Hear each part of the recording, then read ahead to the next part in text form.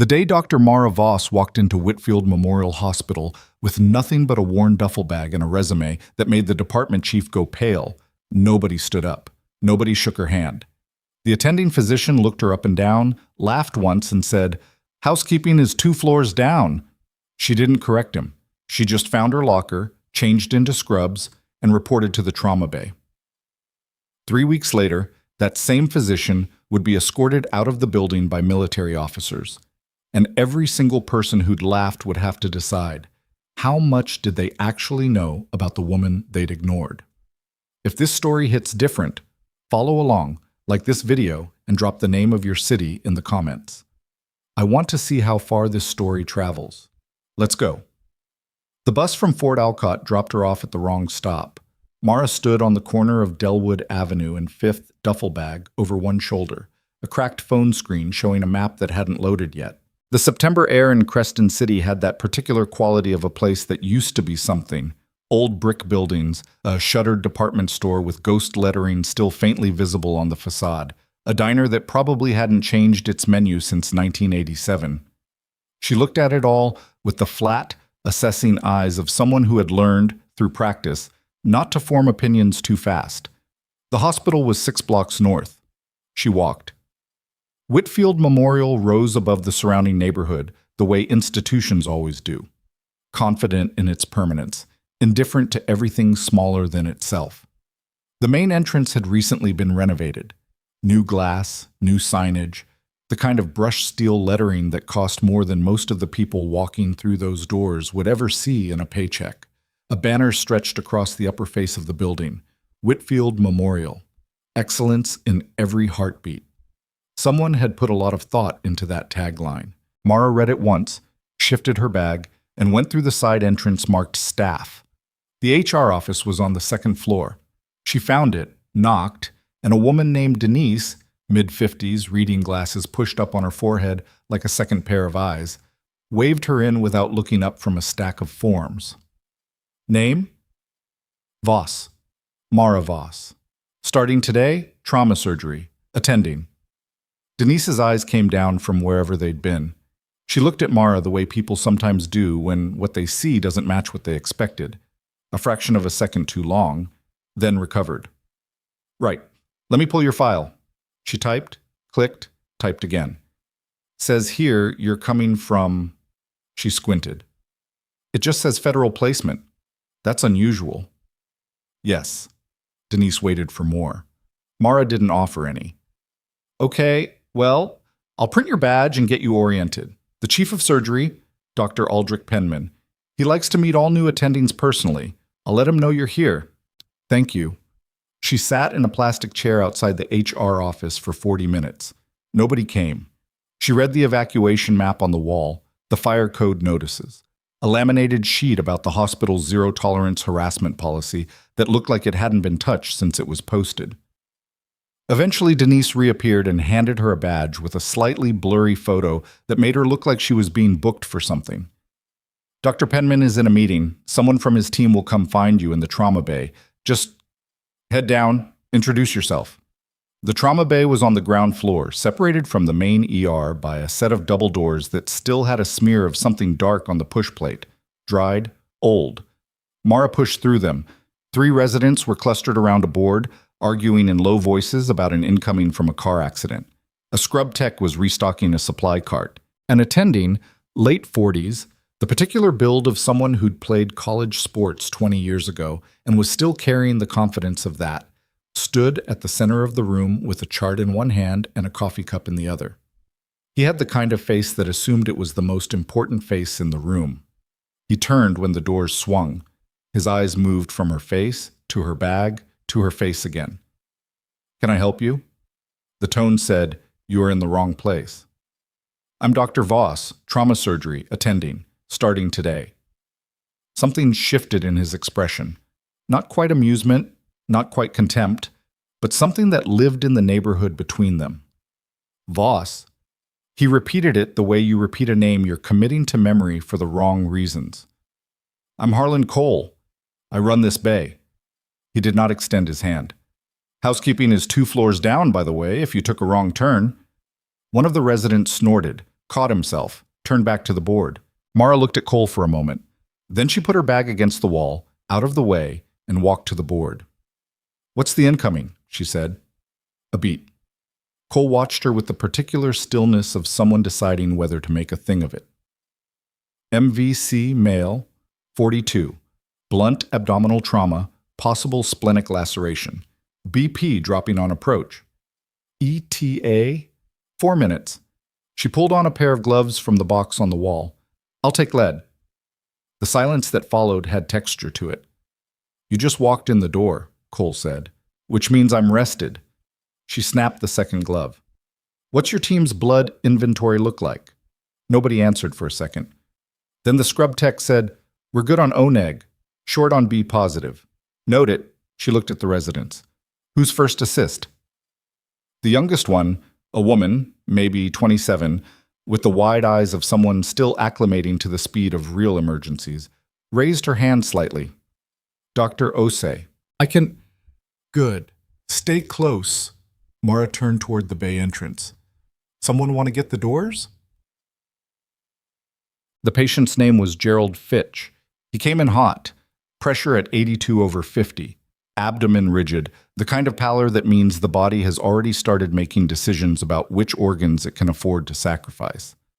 The paramedics were talking fast, handing off information in that clipped cadence that sounds like a foreign language until you've lived inside it long enough.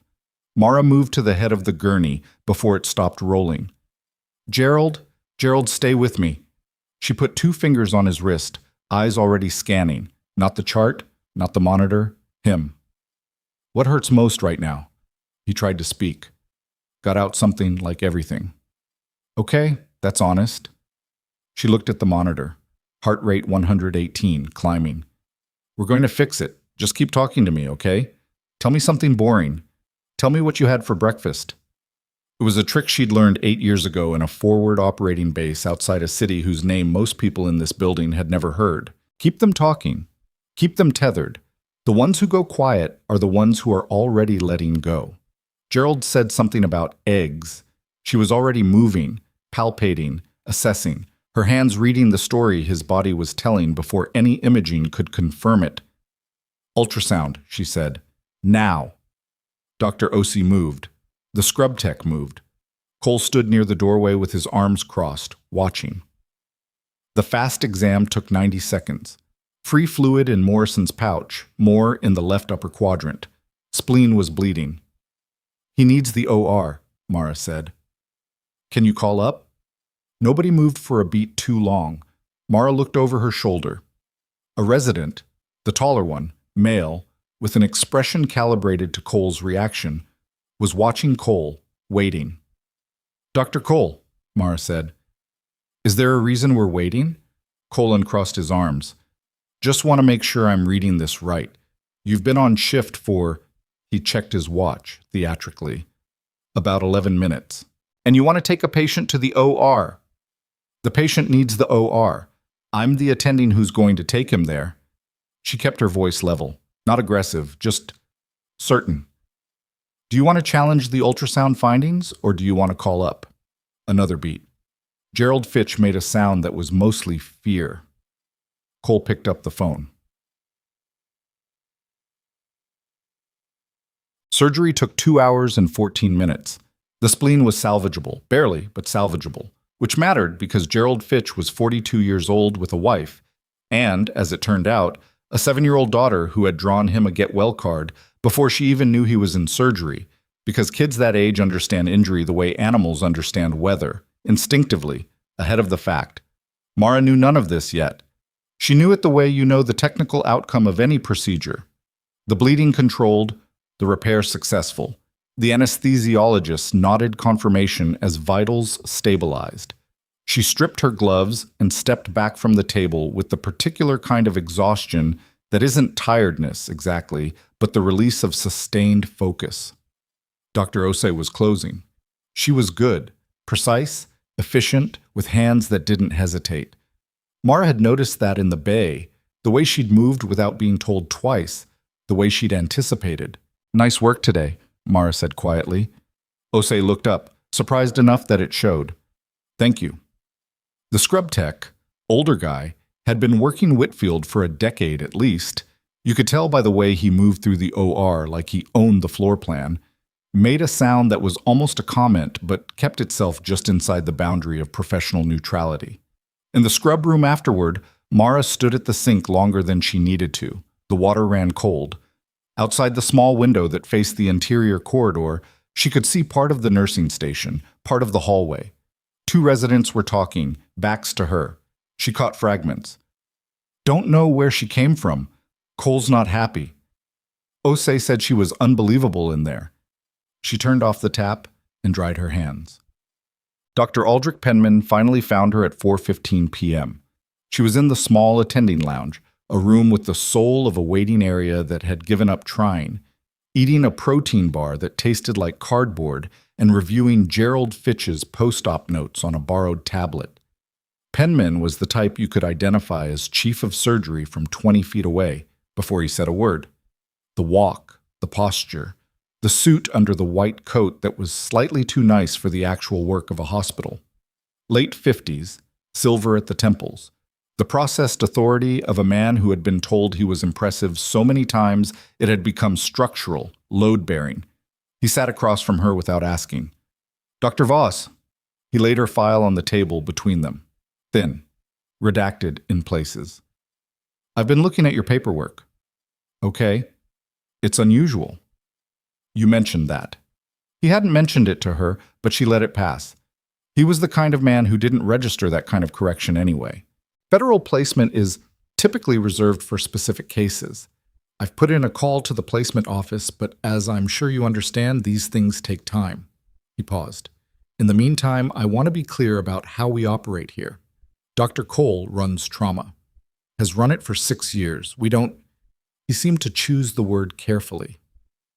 We don't disrupt established hierarchies without proper process. Mara closed the tablet. I had an incoming with a dropping pressure and a positive fast exam. I treated him. And Dr. Cole was Dr. Cole was watching. She said it without heat, the way you state a weather condition. Gerald Fitch is alive. His spleen is intact. What process would you like me to have followed instead? Penman's jaw tightened. Not anger. Something more guarded than anger. Recalibration. Just be aware, he said, that I'll be watching your integration closely. We have a way of doing things here. I'll keep that in mind. He left. She finished the protein bar. It tasted exactly the same as it had before he arrived. Band. Her first week at Whitfield Memorial was an education in the archaeology of institutional culture, the way hierarchies fossilize, how certain rooms belong to certain people, not by policy, but by accumulated assumption, how a look from the right person could redirect a resident's behavior faster than any direct order. Cole ran the trauma bay the way territorial animals patrol a perimeter. He didn't confront Mara directly after that first day. He was too smart for that, or maybe too aware of the witnesses. Instead, the friction was architectural. Schedules that put her on the least interesting shifts, cases redirected to other attendings when Cole was present, equipment requests that moved through the system with inexplicable slowness, a locker reassigned to a storage closet that smelled like old rubber. She noticed all of it. She didn't say anything about any of it. What she did was work. She took every shift. She was in the bay before anyone expected her and left after everyone else. She learned the names of the nurses, actually learned them, not as faces attached to functions, but as people. Darnell, who had a second job teaching EMT courses and could anticipate a physician's next request before they knew it themselves. Patricia, who had been at Whitfield for 22 years and kept a photo of her late husband taped inside her locker door, and who, despite a studied professional reserve, had a laugh that could cut through the noise of a resuscitation and make the whole room slightly less afraid. She learned the system's weaknesses, too. Supply chain gaps that created predictable shortages, triage bottlenecks on weekend nights, a calibration issue with one of the ultrasound machines in Bay 3 that had been flagged twice and fixed neither time. She submitted a maintenance report, copied the department head, then copied risk management. The machine was repaired inside 48 hours. Cole noticed that. Thursday of her second week, a 12-year-old came in who shouldn't have made it. The call came in as pediatric trauma, bicycle versus SUV, and the details on the approach were bad in the way that makes experienced people go quiet. Closed head injury, flail chest, BP non-existent on initial field assessment. The paramedics had done everything right, and the kid was still dying. His name was Tobias Mailer. He had a skateboard logo on his sneakers and a broken watch on his wrist, and the particular smallness of a child laid out on an adult-scale gurney that never stops being terrible, no matter how many times you see it. Mara was already gloved when the doors opened. Cole was there too. He'd been in the hospital, caught the radio. He stepped forward. His hands were up. "I have this one," he said. "We both have this one." She was already at the gurney. "Let's go." For a moment, a very brief, very loaded moment, there were 2 attendings and 1 dying child and a room full of people waiting to see who would yield. Nobody yielded.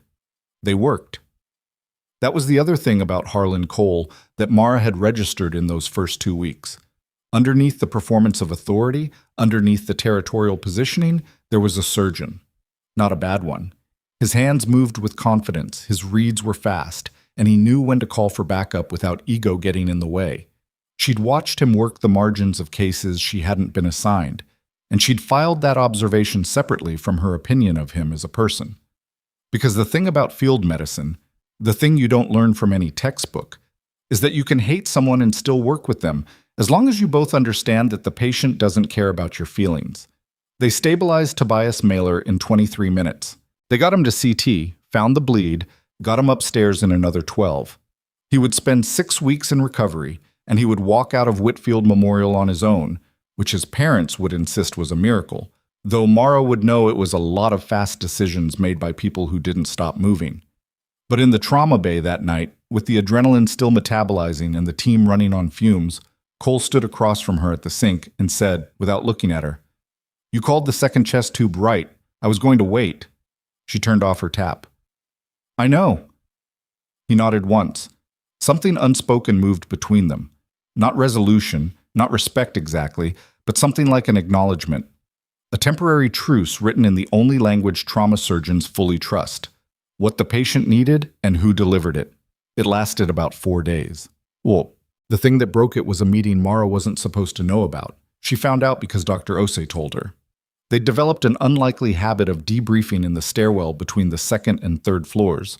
Not by design, just because the stairwell was the one place in the hospital that existed outside any specific person's jurisdiction. Nobody owned the stairwell. "There was a performance review," Ose said. She was keeping her voice down, not because anyone could hear them, but because the information felt like something that required it. Not a formal one. More like Penman gathered Cole and 2 of the senior attendings, Jenkins and Wolcott. About? Ose looked uncomfortable. She was 26 years old and smart enough to understand the political landscape of the place she worked in, and young enough that navigating it still cost her something. "About you, your placement. Penman apparently made some calls, and whatever the federal office told him, it wasn't much. He doesn't like that. He mentioned it. He's trying to build a case to have you reassigned. Cole's backing it." She paused. "He told Wolcott that you're destabilizing the trauma department. That's the word he used." Mara was quiet for a moment. "How do you know all this?" "Wolcott told Jenkins in the elevator. Jenkins has a resident who owed me a favor." Ose made a face. "Hospitals are not good at secrets." "No," Mara agreed. "They're not." She walked up to the 3rd floor and started her evening rounds. The reassignment request, when it came through official channels, was written with the bureaucratic fluency of someone who had done this before. Framed not as hostility, but as concern. Not as a power move, but as operational necessity. There were phrases in it like integration challenges and departmental cohesion and pending verification of credentials. It was a document designed to be unanswerable without also being obviously unfair. Mara read it twice, set it down on Denise's desk. "I'll need to know the formal response timeline," she said. Denise looked mortified in the specific way of someone who liked the person being wronged and couldn't do anything about it. 14 days for your response. Then it goes to the Medical Executive Committee." "Thank you." She walked out. In the hallway, she stopped at a window that looked out over the hospital's east parking lot, concrete and lines, and a few scraggly trees the landscapers clearly didn't care about. 14 days. She thought about that. Then she took out her phone and made a call. The number she dialed had a Virginia area code. It rang 4 times. Voss. The voice on the other end was a woman's, unhurried. I need you to know there may be noise on your end, Mara said. What kind? Credential verification request, probably going to the state medical board through a hospital administrator. A pause. How serious? Not serious, but I want you to know it's coming. Understood. Another pause, this one different in texture. Do you need anything? Mara looked out at the parking lot. A van was pulling in. Navy blue, no markings, a style of vehicle she recognized in the same way she recognized certain haircuts and certain postures at a distance. Not yet, she said. She ended the call. The van parked. 2 people got out. They were dressed in civilian clothes that fit the way civilian clothes always look on people who usually wear something else. Close, but slightly wrong, like a translation. They walked toward the hospital's main entrance with the quiet purposefulness of people who know exactly where they're going and are not in a hurry because they don't need to be. Mara watched them until they disappeared through the glass doors. Then she turned and went back to work. 4 days before Penman's reassignment request reached the medical executive committee, Gerald Fitch came back. Not as a patient, as a visitor.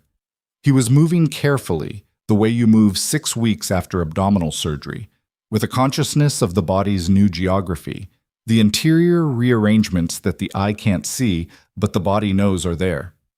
He had his daughter with him. She was 7, as it turned out, and she was holding a drawing in both hands with the careful seriousness of someone delivering a state document. They found Mara at the nursing station. Patricia had clearly helped with the navigation. Dr. Voss, Fitch said. She turned. He didn't say much in the end. He didn't have to. His daughter stepped forward and handed her the drawing. A figure in a white coat, crayon blue background, the proportions slightly off in the way children's drawings are. The head a little too large, the smile absolute in its certainty. Thank you for saving my daddy, it said in uneven capitals, with an extra Y at the end of daddy that made it longer and somehow more sincere. Mara took it with both hands, looked at it for a moment. What's your name? She asked. Juniper. The girl said it with the solemnity of someone who had practiced. Juniper. Mara looked at the drawing again. This is the best thing I've gotten since I started here. It wasn't a performance. The nurses around the station knew it, not because they were watching for it, but because Patricia stopped pretending to do paperwork and let herself smile, and Darnell, who rarely showed much, looked away with the expression of someone who has decided a moment is too good to interrupt. Fitch shook Mara's hand. His grip was strong, returning. After they left, she folded the drawing carefully and put it in her pocket. That night, when Penman passed her in the corridor and looked at her with the particular expression of a man who believes a bureaucratic clock is ticking in his favor, she didn't say a word. But something had shifted. Something in the set of her shoulders, perhaps, or the certainty in her step. Not louder, not more aggressive, but more settled. The way a person settles when they have remembered clearly exactly what they are doing and why. She turned the corner, went down the stairs. In the east parking lot, under the amber wash of the security lights, the navy blue van was still there. It had not moved in 4 days. The van was a 2019 Ford Transit, navy blue, no plates visible from the 3rd floor. Mara knew the model the way she knew suture types. Not because she'd studied it, but because she'd been around enough of them in enough context that the information had simply become part of her background architecture. She didn't go to it. She went to bed, in the on-call room that smelled like industrial soap and someone else's long shift, and she slept the way she'd trained herself to sleep, deeply, quickly, and without dreaming anything she'd remember.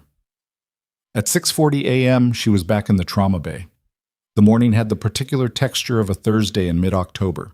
A low sky the color of old pewter, the kind of cold that hadn't committed to itself yet, hovering. 2 overnight residents were handing off to the day team with the glazed efficiency of people running on their last working brain cells. The board showed 3 holds, 1 pending discharge, One complicated chest pain that had turned out to be anxiety, but was being managed respectfully because Patricia was on shift, and Patricia didn't let anyone be dismissed. Cole wasn't in yet. That happened sometimes, Mara had noticed. He arrived between 7:15 and 7:45, depending on the day, which wasn't unusual for an attending, except that he expected the bay to be at full operational readiness upon his arrival regardless. She'd watched the residents calibrate their pace to that expectation, the mild anxiety that preceded him like a weather front. She took the pending chest pain herself, went through it properly, talked to the patient. Marcus, 51, a high school football coach who apologized twice for wasting her time, and who had a resting heart rate of 94 and told her he hadn't slept properly in 4 months because his mother was sick in a facility 2 states away, and he visited every other weekend, 6-hour drive each way. She referred him to cardiology as a precaution and quietly asked the social work intake coordinator to follow up about caregiver support resources. Not because it was her job, because it was in front of her. These were the cases nobody remembered. Not the dramatic ones, not the salvageable spleens and the small children with broken watches. The quiet ones, the ones that resolved without spectacle. The ones where the most important thing a physician did was make a person feel like they weren't wasting space. Those cases didn't build reputations. They built something slower and less visible, which in Mara's experience turned out to be more durable. She was writing up the referral when Cole walked in at 7:32. He scanned the board, saw the chest pain patient marked in her name. His jaw moved slightly, the way it moved when he was recalibrating something he didn't want to recalibrate. "I had that one," he said.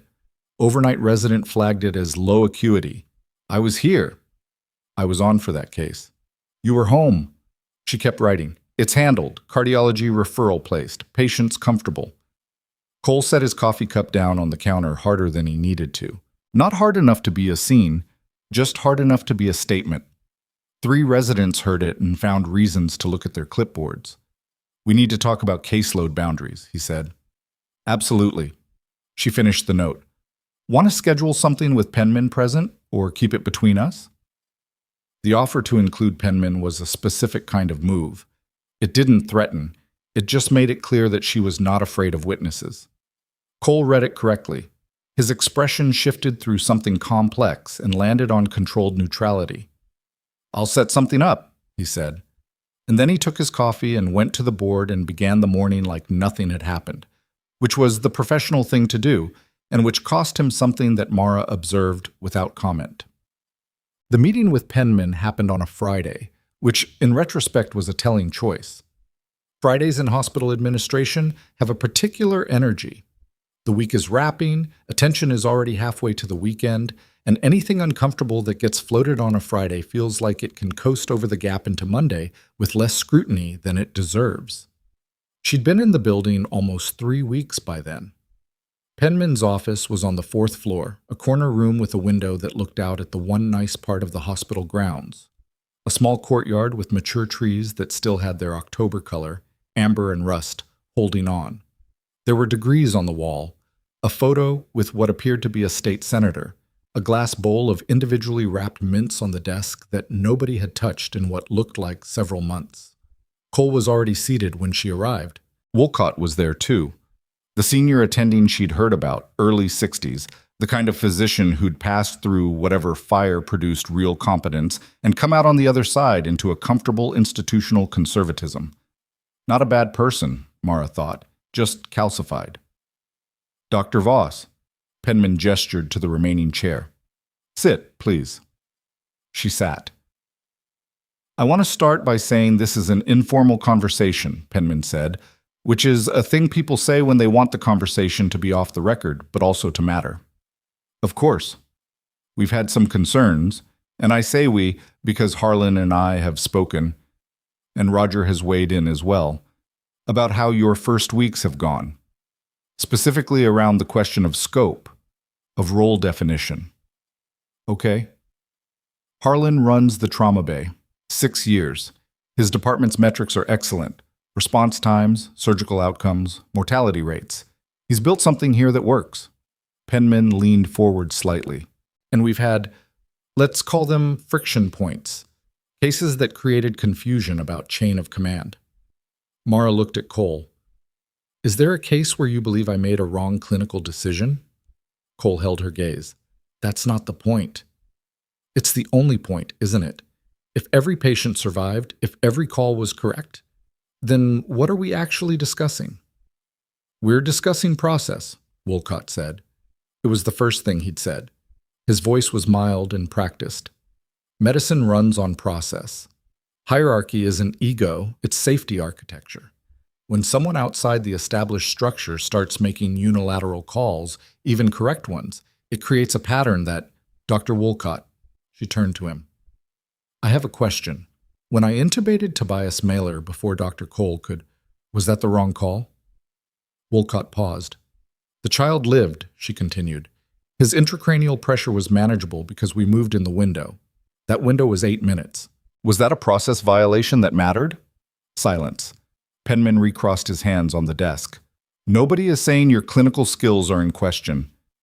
Then I want to understand what is in question. You're fit, Cole said. Just those 2 words. Flat. She looked at him for a moment. Something in the room changed in texture. Not temperature exactly, but something close. The quality of the air when everyone in the space understands what's really being said and nobody wants to be the first to acknowledge it out loud. I see, she said. And then, I'll keep that in mind. She stood, smoothed her coat. I'll continue practicing to my licensure and my training, she said. If the committee wants to pursue the reassignment formally, I'll respond through the appropriate channels. Was there anything else? Nobody spoke. She thanked them for the meeting and left. In the elevator on the way down, a medical student she'd never met was clutching a clipboard and whispering something to himself, rehearsing. He looked up when she got on. She was a stranger to him, just an attending, just another doctor, the elevator context erasing context. Nervous? She said. He blinked. Oral exam, 20 minutes. You're already prepared, she said. You're reviewing, not learning. There's a difference. He thought about that. The elevator opened on the 2nd floor and she stepped out, and behind her she heard him exhale, a long, slow breath, the kind that precedes someone deciding to believe what just got said to them. That night she sat in the attending lounge with a cup of coffee that had gone cold and a legal pad and worked through the reassignment documents with the same systematic attention she brought to a differential diagnosis. There were gaps in the framing, procedural missteps in how the request had been built, a citation to a department policy that had actually been revised 8 months prior. Not enough to dismiss it outright, but enough to require response. She wrote notes in a handwriting that was small and fast and perfectly legible, the kind of handwriting produced by years of writing quickly in bad conditions. Osei found her at 11 p.m.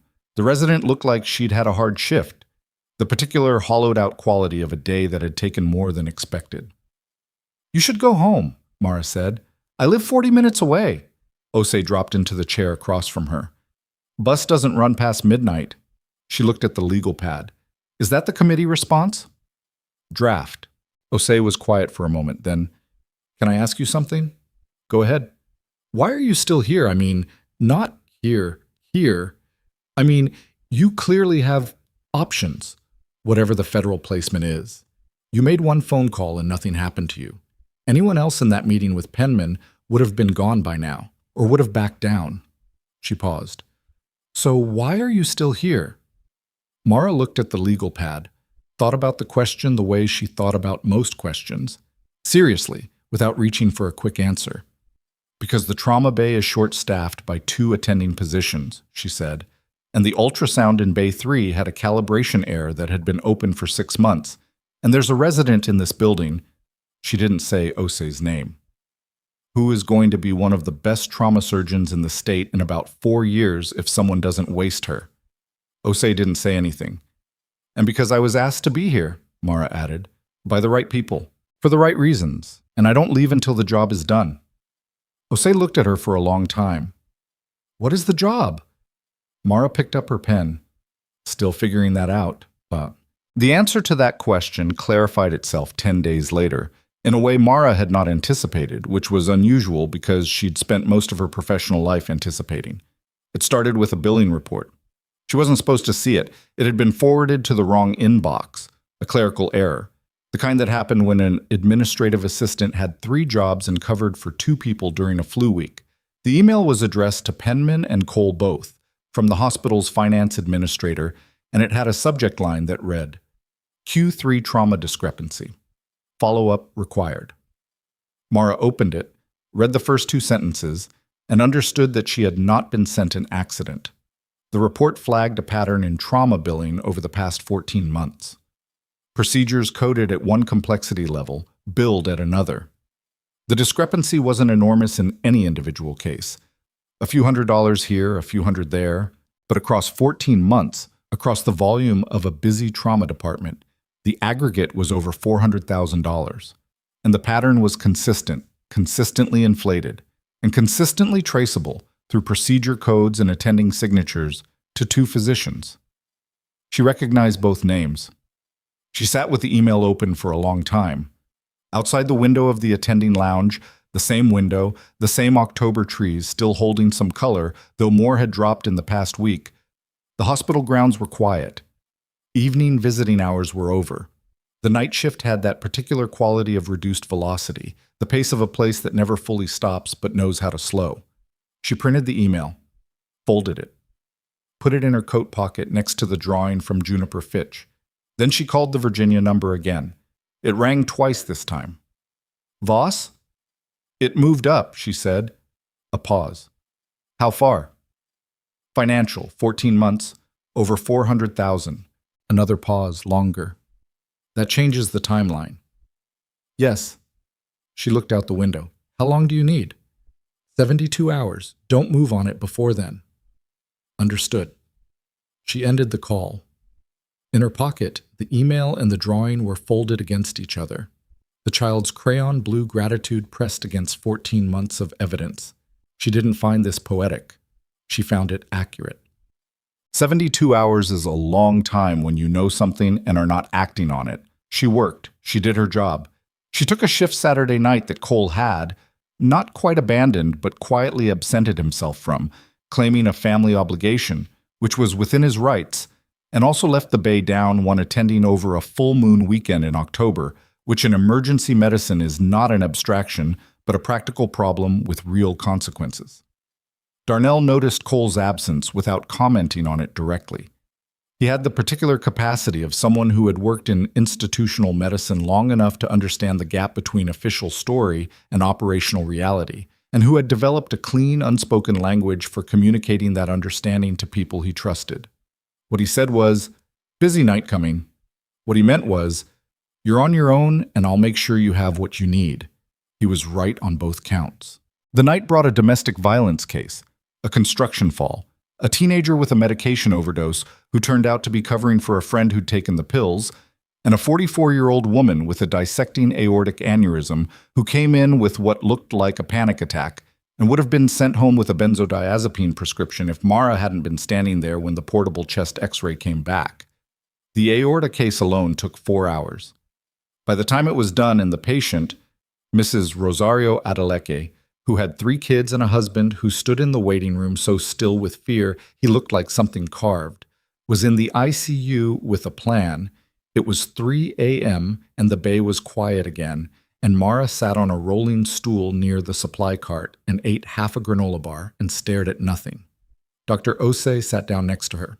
She'd been on call, had helped on 2 of the 4 cases, and looked approximately how Mara felt. If Cole had been here, Osei said carefully, for the aorta, we would have handled it the same, Mara said.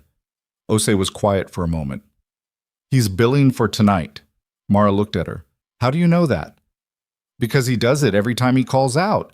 Family obligation means his code still runs. The overnight residents are trained not to... She stopped, seemed to reconsider how much she was saying, and then seemed to decide it didn't matter. They're trained to document it a certain way. Cole reviews their charts Monday mornings. Anything that has his code gets adjusted. Mara set down the granola bar. How long has this been going on? She said. I've been here 14 months. The number landed with a particular weight. Osei. Mara's voice was level, careful. Have you documented any of this? No. Have you told anyone? Who would I tell? She didn't say it bitterly. She said it the way young physicians in the middle of their training learn to say things that make them complicit by silence, with a tired, factual resignation that was worse than anger. He decides whether I get a good eval. He decides which cases I scrub on. I have $40,000 in debt and 2 years left in my residency. I know. Mara picked up the granola bar again. I'm not asking you to do anything. I just needed to know the shape of it. Osei nodded, stood, started to go, then stopped. Dr. Voss, is something about to happen? Mara chewed, swallowed. Get some sleep, she said. On the morning of the 72nd hour, the navy blue van was gone from the east parking lot. In its place, at 8:17 a.m., 2 vehicles arrived, a dark gray SUV and a black sedan, both with government plates, parking in the no parking zone directly in front of the main entrance with the particular confidence of entities that don't worry about tickets. Mara was in the bay. She was reading a chart.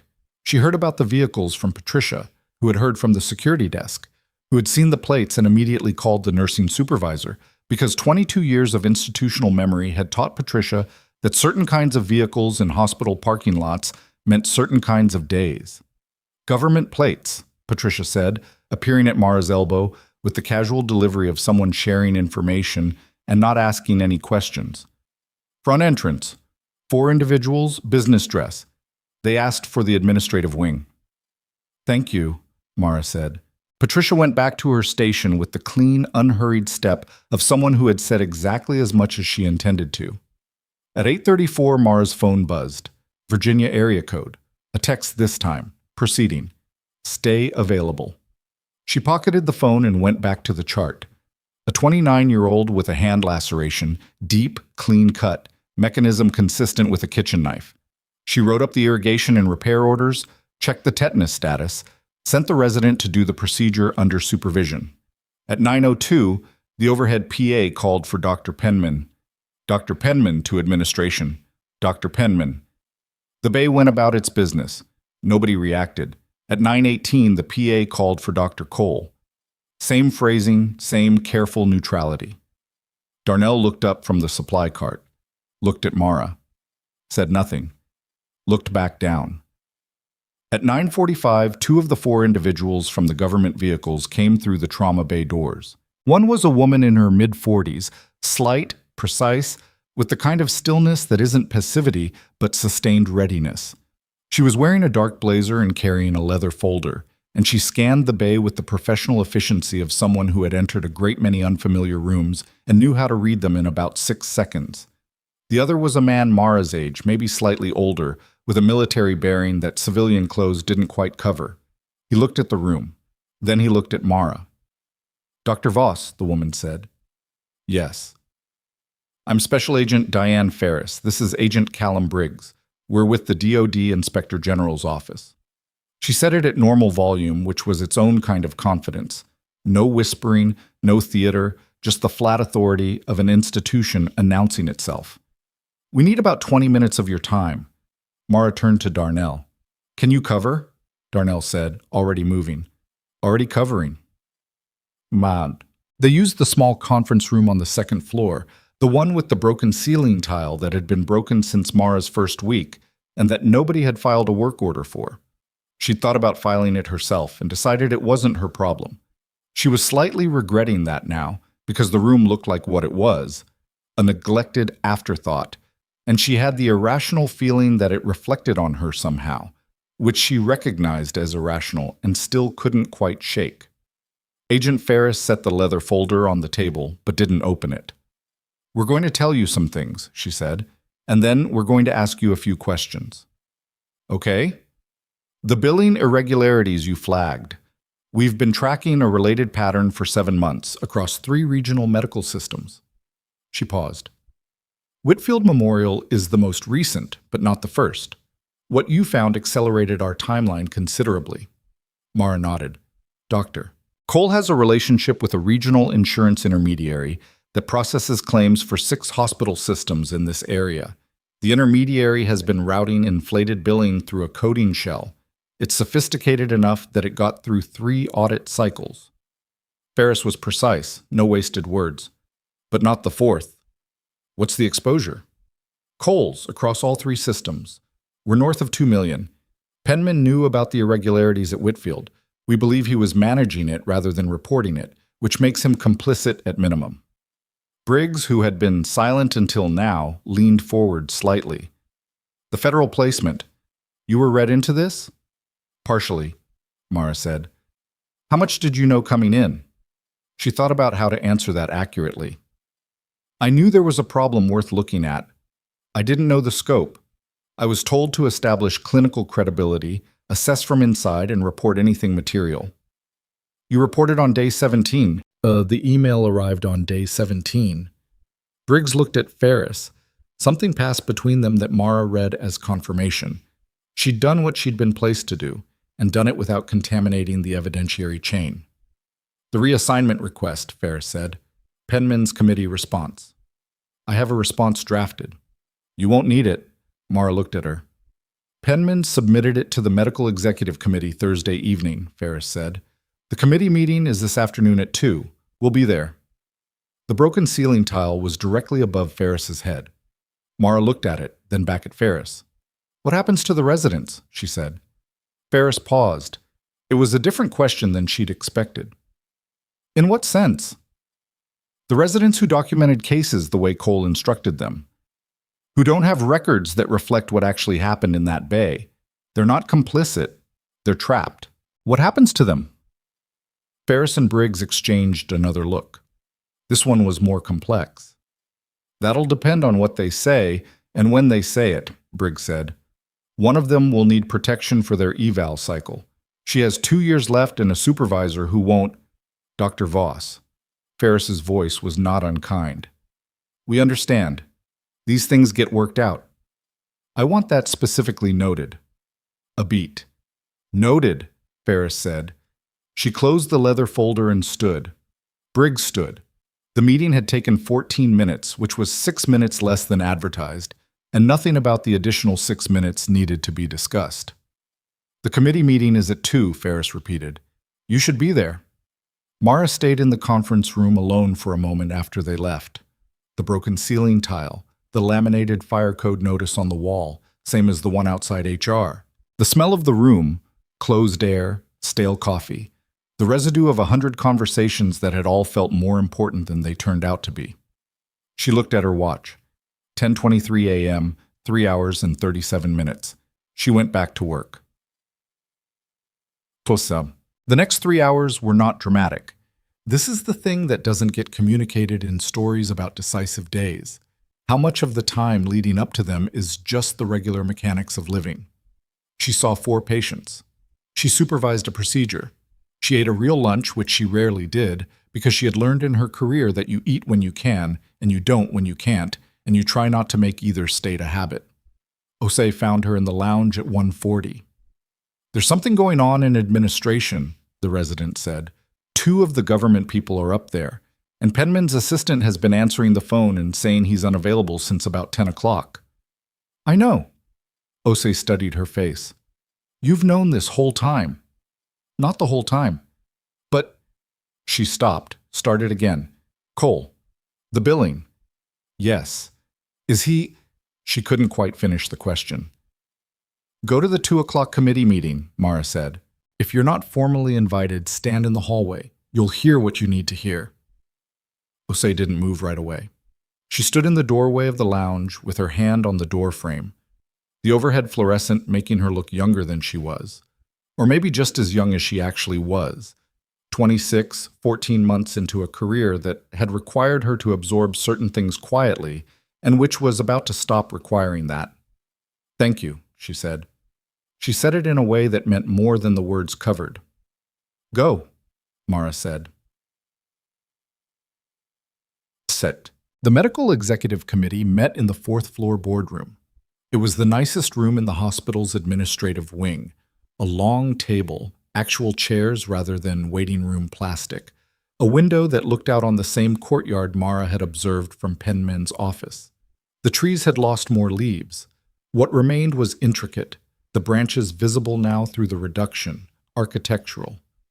There were 12 committee members. 3 DOD representatives, including Ferris and Briggs. A representative from the state medical board who had arrived at noon and had not apparently been expected. A hospital counsel who looked like she was calculating liability in real time and finding the numbers alarming. Penman was at the head of the table when Mara arrived. He looked at her the way you look at something that has changed shape since you last saw it, registering the alteration without fully accepting it yet. Cole was 2 seats down. He was wearing a jacket. He was very still. Ferris opened without preamble. The purpose of this meeting is to inform the committee of an active federal investigation into billing fraud across 3 regional hospital systems, including Whitfield Memorial, and to address the placement and reassignment of Dr. Mara Voss, whose work in this department is directly relevant to that investigation. The room absorbed this in the way rooms absorb bad news, through the particular silence of people recalibrating. Penman said, "I'm not sure what the DOD's role in..." Dr. Penman, Ferris's voice was not raised. It didn't need to be. "You will have the opportunity to speak with your own counsel, who I recommend you retain. This isn't that conversation." Counsel, at the end of the table, wrote something down. Dr. Voss was placed at Whitfield Memorial through a federal program that cooperates with the Inspector General's Office on Healthcare Fraud Investigations, Ferris continued. She established clinical credibility, identified and preserved evidence, and reported through proper channels. The reassignment request against her, she placed a document on the table, is formally dismissed as retaliatory under federal whistleblower statutes. It will not proceed.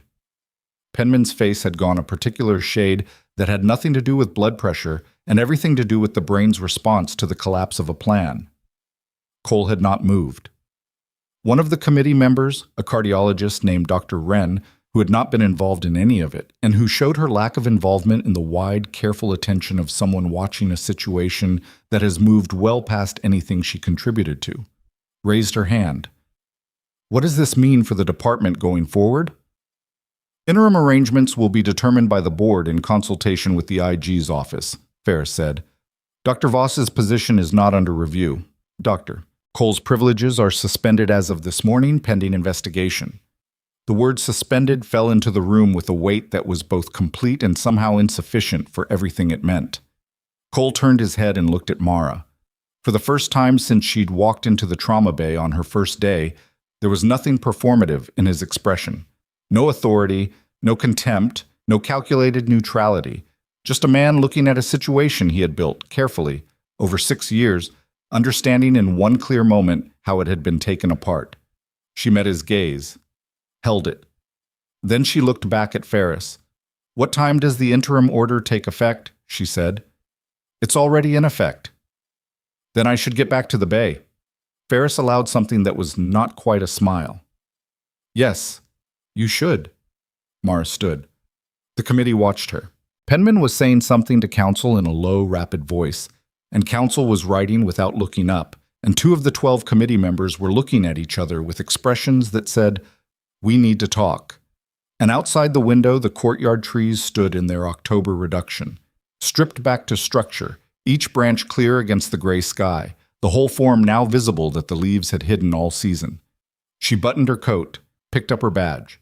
Behind her, as she reached the door, she heard Cole's voice, low, controlled, the voice of a man who had not yet accepted what had just happened.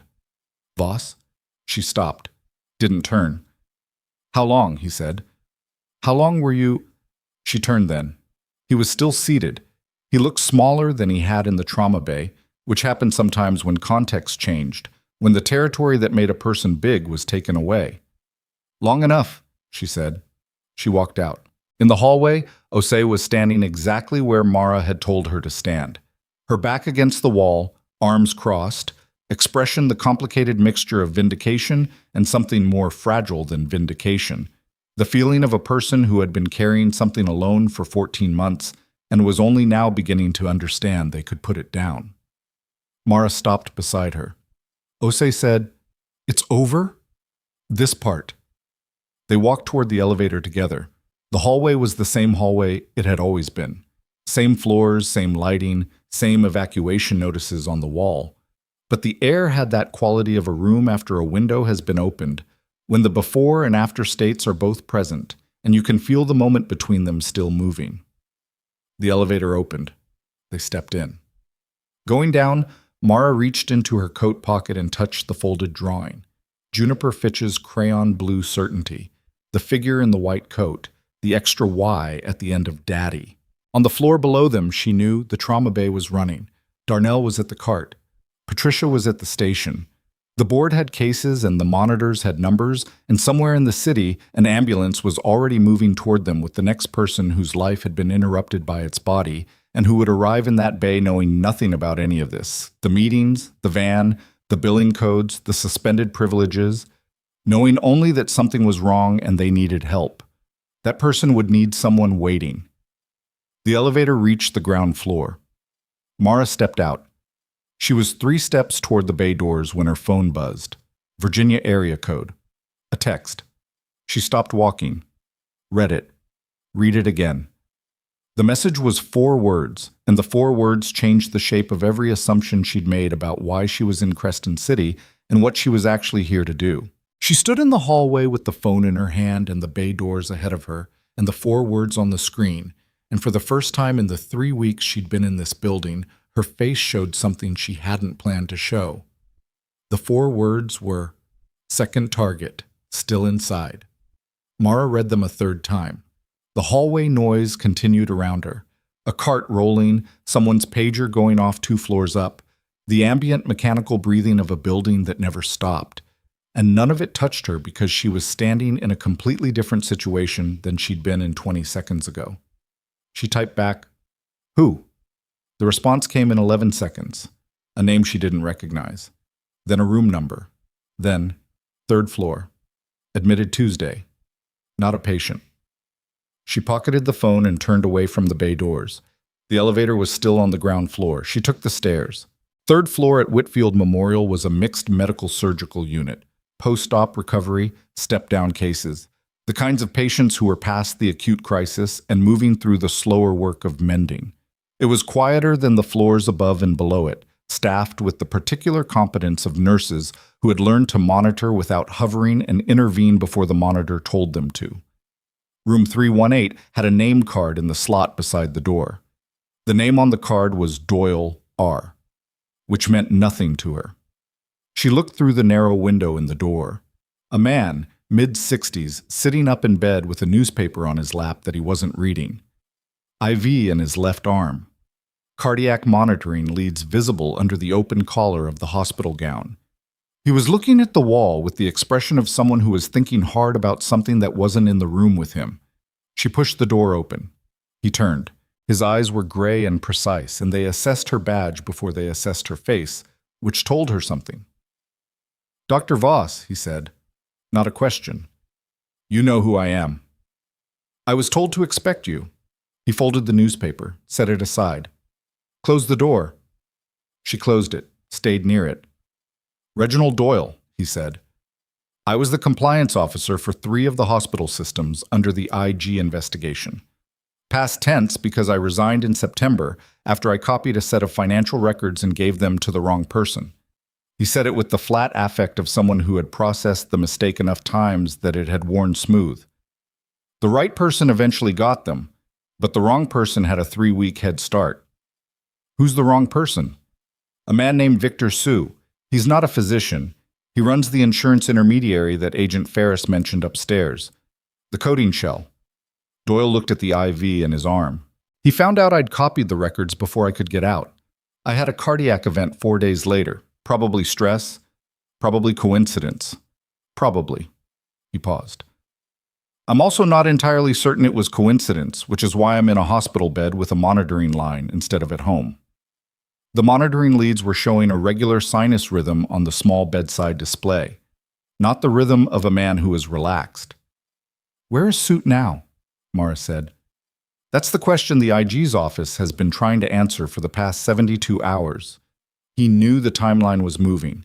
The moment Cole's privileges were suspended, Sue would have been notified. They have a system, basic but functional." Doyle looked at her. "He has a contact inside this hospital, not Cole, not Penman. Someone lower, someone who isn't on anyone's radar yet." The room felt suddenly smaller.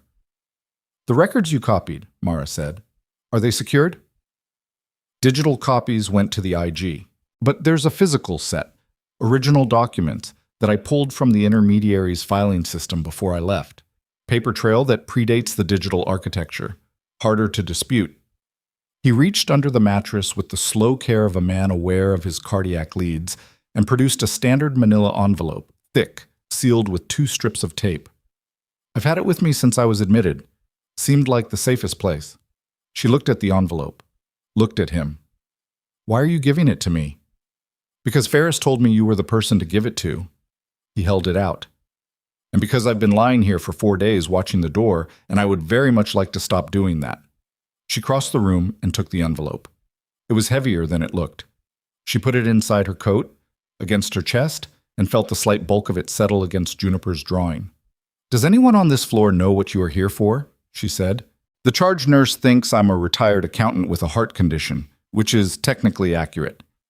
Stay in the room. Don't open the door for anyone who doesn't badge in. She moved toward the door. And if someone does badge in who you don't recognize, I'll use the call button. He looked at her with the gray, precise eyes. Dr. Voss, Sult is not a violent man by nature.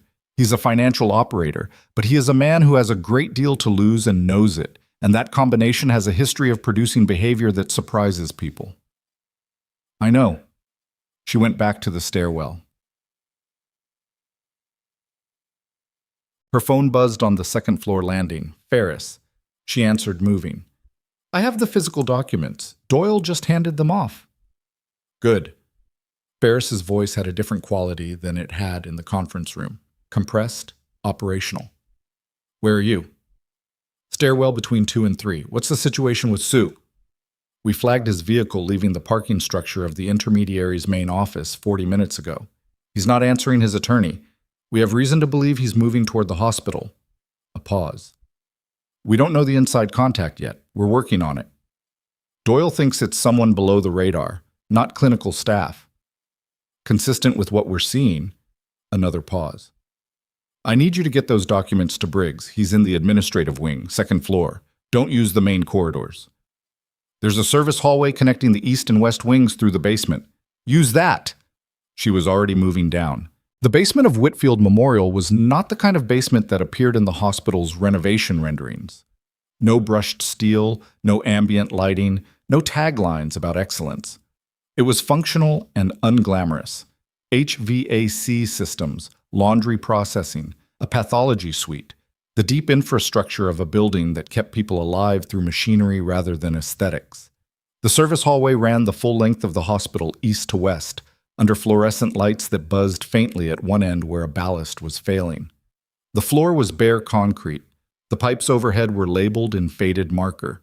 She moved fast and kept her footfall quiet out of habit, not because silence was strictly necessary, but because it was always the right default in uncertain spaces, another lesson from contexts she didn't discuss in hospital settings.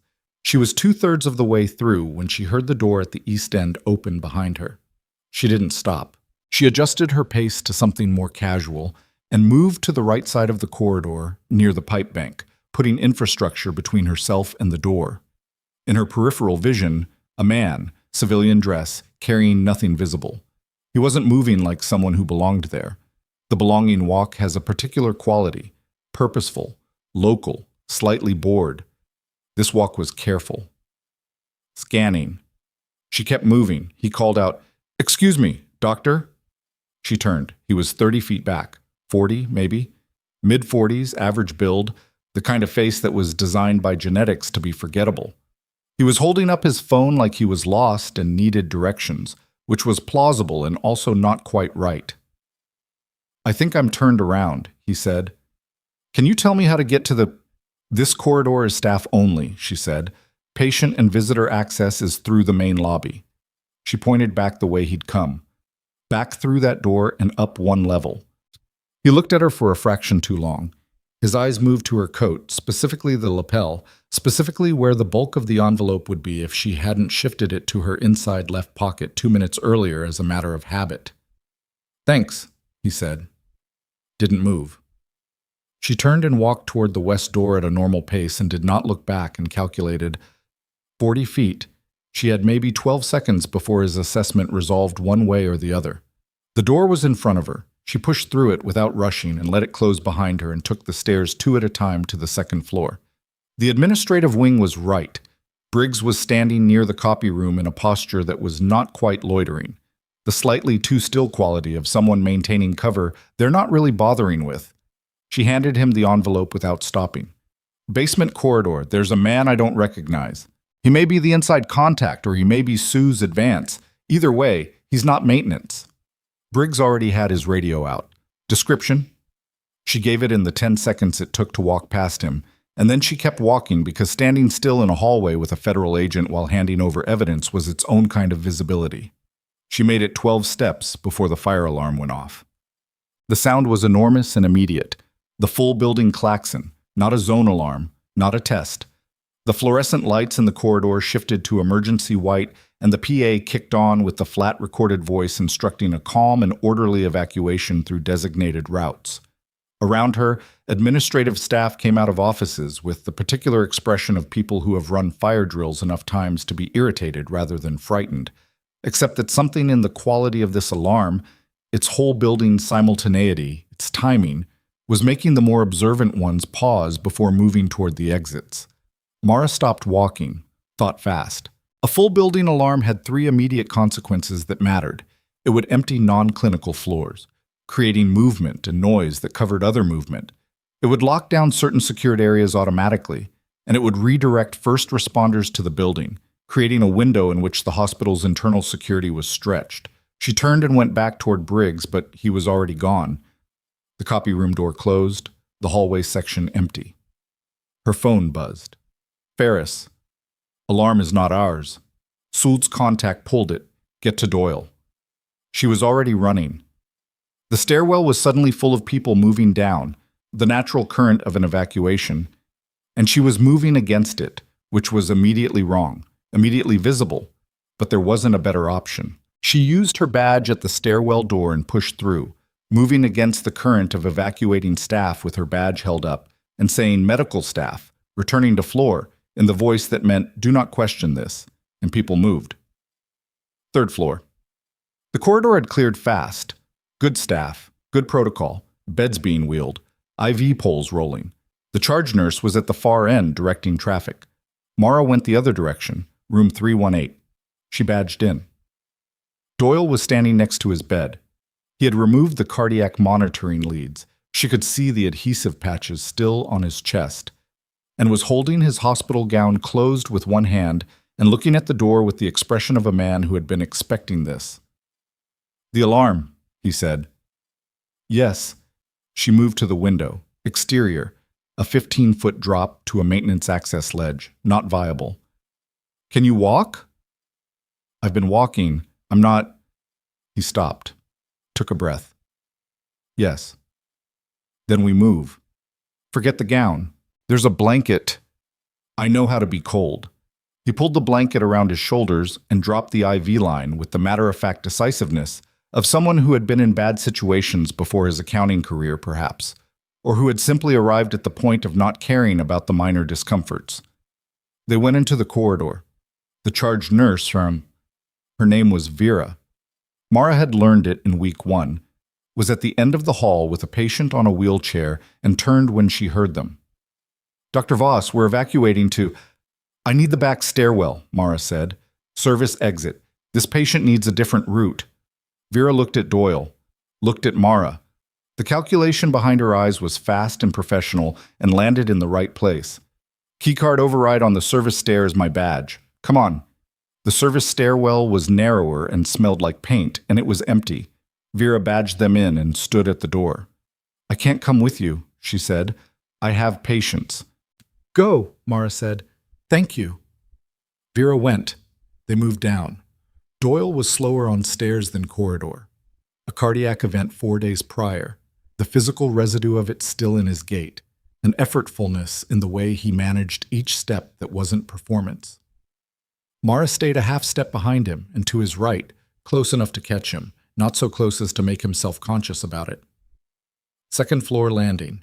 She listened at the door, hallway noise more than before, Evacuation activity, voices, the general controlled chaos of a building trying to empty safely.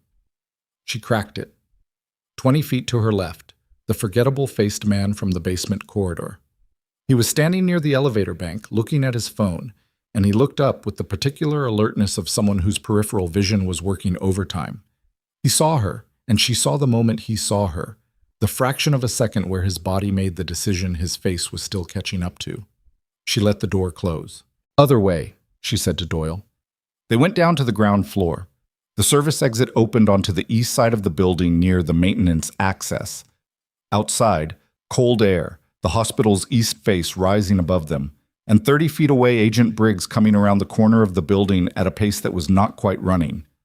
He saw them. Mara exhaled. Briggs reached them in 10 seconds, took one look at Doyle, and made a call without a word to either of them. 6 seconds later, the dark gray SUV rolled around from the front entrance. Briggs opened the rear door. "Get in." Doyle got in. Briggs looked at Mara. "You too." "I have patience. Dr. Voss." His voice was level. "Ferris needs you for the debrief. 30 minutes. Then you come back." She looked at the hospital, at the alarm lights still strobing behind the ground floor windows, at the front entrance where hospital staff were gathered on the sidewalk in the organized uncertainty of an interrupted day. And then her radio, the hospital radio she'd been given on intake, clipped to her coat, which she had somehow kept through all of it, crackled. Darnell's voice. "Dr. Voss, you there?" She unclipped it. "Here. We've got an incoming. Multiple vehicle accident on Route 9, 4 critical, ETA 6 minutes. A pause. "Bay is operational, but Cole's gone. We've got no attending cover, and I've got Osei and 2 first years, and..." The SUV was running. Briggs was watching her. 6 minutes, 4 critical, no attending. She looked at Briggs. He read her face. Looked at the radio. Looked back at her. "Ferris is going to..." 30 minutes, she said. "You said 30 minutes." She was already moving back toward the hospital. "I'll debrief when my patients are stable." She didn't wait for him to answer. The bay doors were ahead of her. The alarm was still going. Behind her, she heard the SUV door close, Doyle being taken somewhere safe, the federal machinery moving around her like a river moving around a stone. She pushed through the bay doors. Darnell looked up. Behind him, the board was lighting up. "They're 2 minutes out," he said. "What do we have?" "Head on. Driver 1, male, 50s, chest crush, GCS 8. Driver 2, he checked the radio.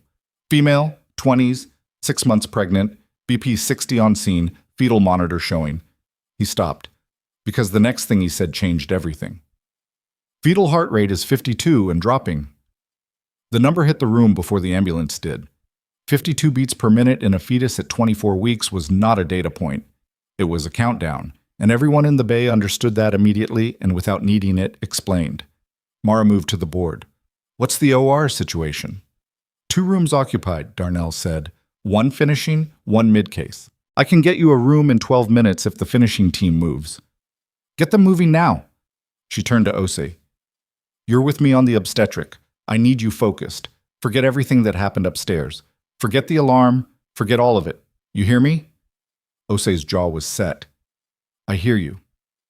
"The chest crush, who do we have?" One of the first-year residents, a young man named Park, who had been at Whitfield 4 months, and who had the particular quality of someone who was competent under normal conditions and had not yet been tested under these, stepped forward. "I can manage initial assessment, but if he needs a thoracotomy, he won't need a thoracotomy in the next 8 minutes. Manage his airway, get a chest x-ray, 2 large-bore IVs, and call me if his pressure drops below 70. Can you do that?" "Yes?" "Then do it." The ambulance bay doors opened. Both gurneys came in simultaneously, which was the kind of coordination that looked seamless from the outside and was actually the result of 2 paramedic crews who had talked to each other on the radio for the full 6 minutes and had decided together that staggering the arrival would cost time nobody had. The pregnant woman's name was Nadia Solberg, 26 years old. The paramedics had her on oxygen 2 lines in, and the fetal monitor wrapped around her abdomen showing a number that had dropped another 3 points in transit. Her pressure was 58 systolic. Her eyes were open, and she was trying to say something that wasn't making it out as words yet, just sound, just the shape of panic looking for language. Mara got to her head. "Nadia? I'm Dr. Voss. I'm here." Nadia's hand came up and grabbed Mara's wrist with a grip that was stronger than her vitals suggested she had any right to. "My baby? We're handling it. Keep looking at me."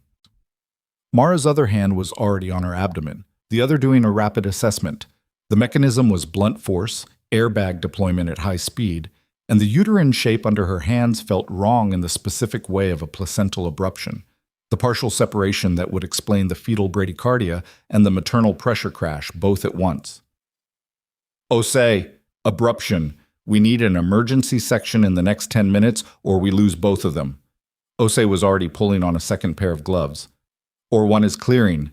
Anesthesia is paged." "She needs ONEG on the run. Get the neonatology team. 24 weeks. They need to be ready." Mara looked at the fetal monitor. 49. "And move, because we are out of time." The gurney started moving before she finished the sentence. The bay reorganized itself around the two cases with the instinctive efficiency of people who had trained for exactly this kind of bifurcation and who were, in this moment, doing their jobs without the weight of anything that had happened in the past 3 weeks pressing on them, because the work had a way of burning everything else off, at least temporarily. Park had the chest crush. The man's name was Thomas Brierly, 54, a contractor who had a seatbelt bruise across his sternum that was already purpling magnificently and a left-sided wheeze that suggested a pneumothorax. He was conscious, scared, and cooperative, which was the best possible configuration for his situation. Park managed him with a steadiness that he probably wouldn't recognize in himself until later, when the adrenaline metabolized and he had time to replay it. Mara was in OR1 in 7 minutes. An emergency cesarean section at 24 weeks with a crashing maternal pressure is not a procedure that allows for anything except total presence.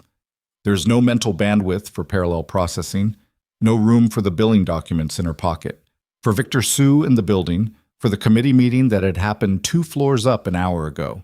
The mind either narrows to the task or the task suffers, and Mara's mind had been trained over years and in conditions far more austere than a well-equipped OR to narrow. The anesthesiologist was a woman named Dr. Reyes, who had been at Whitfield 11 years and who communicated in short, accurate sentences and never wasted words in the OR, which Mara appreciated in the wordless way you appreciate things about people you've only just met in high-pressure conditions. Pressure stabilizing on the fluids, 68/40. Not great. Good enough to work with. Let's go. The incision took 90 seconds. The uterus was tense. The abruption was significant, nearly 40% separation, which explained everything and meant they had been closer to the edge than even the fetal monitor had communicated. Mara worked fast and without narrating, which was her preference. The scrub tech and Osei had trained to read hands, not words, and the OR moved better that way. The baby came out at 11:43 a.m. A girl. She was small in the way that 24-weekers are small, not fragile-looking exactly, but compressed, as if the world had been given less time to expand her. She didn't cry immediately. Mara handed her to the neonatology team, who had been in the corner for the last 4 minutes doing their own kind of preparation, and then turned back to Nadia Solberg's uterus and the work of making sure the mother survived to meet her daughter. The neonatologist, a compact, fast-moving man named Dr. Sato, who had been at Whitfield longer than any of the drama Mara had walked into, called across the room at the 90-second mark. "We have a cry. Small. Thin. But there." Osei made a sound that she would probably be embarrassed about later. Mara didn't look up from the field. "Good," she said. "Keep her warm." 40 minutes later, Nadia Solberg was in recovery with a pressure of 94/60 and climbing, and her daughter was in the NICU in an isolette with a monitoring line and a neonatology team that knew what they were doing, and Mara was in the scrub room running cold water over her hands and looking at the wall. Her hands were shaking slightly, not from fear, from the release of sustained fine motor concentration, the muscles letting go of the precision hold. It happened sometimes. She let it happen, kept the water running, breathed. Osei came in, leaned against the counter. Both alive, the resident said. Both alive. A silence that was different from the earlier ones, emptied, clean. You should know, Osei said carefully, that while we were in there, something happened in the administrative wing. Mara turned off the tap. What had happened was this. Victor Sue had been located in the hospital's second-floor administrative corridor at 11:51 a.m., 12 minutes into the OR case, by Agent Briggs and 2 uniformed officers from the Creston City PD who had been called in as backup when the fire alarm confirmed an active trespass situation. He was not armed. He was carrying a laptop bag and moving toward the records management office with a key card that, it turned out, belonged to a billing coordinator named Dennis Pruitt, who had been Cole's inside contact for 14 months, and who had handed over his badge under what Pruitt would later describe as significant personal pressure, which the IG's office would eventually determine was more accurately described as a financial arrangement that Pruitt had entered voluntarily and was now attempting to retroactively recharacterize. Sue had not made it to the records office. He had made it to the hallway outside it, and that was where Briggs had found him, and where the arrest had been made, and where Sue had said something to Briggs that Briggs had written down verbatim and which Agent Ferris had relayed to Mara via text while Mara was still washing her hands. The text read, "He said, 'This isn't over.' Briggs said he says that every time. Thought you'd want to know." Mara read it, put her phone away, pulled a paper towel from the dispenser and dried her hands. "What do you need right now?" Osei asked. 20 minutes, food. Then I need to debrief with Ferris." "I'll cover the bay." "You've been on since 6 a.m. "I know." Osei pulled off her surgical cap. Her hair underneath was pressed flat, and she looked exhausted in the specific way of someone who had run hard and was only now registering the distance. "I'd rather be busy than—" She stopped. "I don't know what I am right now. Is there a word for when the thing you've been afraid of for 14 months finally happens, and it's both worse and better than you expected?" Mara thought about it honestly. "Relief," she said, "with a hangover." Osei laughed, actually laughed, the full version, the one that came from somewhere real. It was the first time Mara had heard it, and it was, like Patricia's laugh, the kind that changed the temperature of a room. "Go," Mara said. "I'll be down in 20. The debrief with Ferris happened in the same second-floor conference room with the broken ceiling tile, which was still broken, which Mara decided she was going to file a work order for the moment. This was finished on the grounds that it had been bothering her for 34 days, and she was done with it. Ferris had the physical documents spread across the table. The manila envelope had been opened and inventoried. Doyle was at an IG field office on the north side of the city and was, according to Ferris, much more comfortable than he was this morning, which Mara took to mean he was in a building that didn't have a fire alarm that someone else controlled. "Sult's in custody," Ferris said. "Pruitt has already requested a meeting with the U.S. Attorney's Office, which tells you everything about how solid his position is. Cole? Cole's privileges are suspended, and his financial records are under subpoena. His attorney filed an emergency injunction this afternoon to pause the investigation." Ferris looked at the documents on the table with an expression that was not quite satisfaction, but was adjacent to it. "The injunction won't hold. The paper trail Doyle pulled predates the digital records by 3 years. It's comprehensive." "Penman?" "Penman is currently in a meeting with his personal attorney and the hospital board, which is trying to determine whether his complicity rises to criminal liability or stays in civil territory." She paused.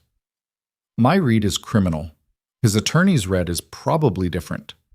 Mara sat across from her.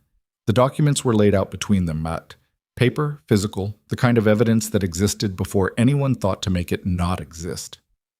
Column after column of procedure codes, dates, attending signatures, inflated figures. 14 months at Whitfield. 22 months at the second system.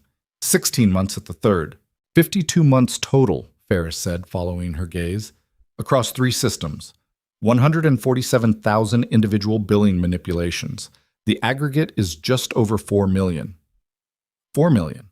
The number was large enough to be abstract, which was how these things survived for so long. The individual instances were small enough to be noise. The aggregate was large enough to be incomprehensible. and the people who should have noticed existed in the space between those two scales. The patients, Mara said.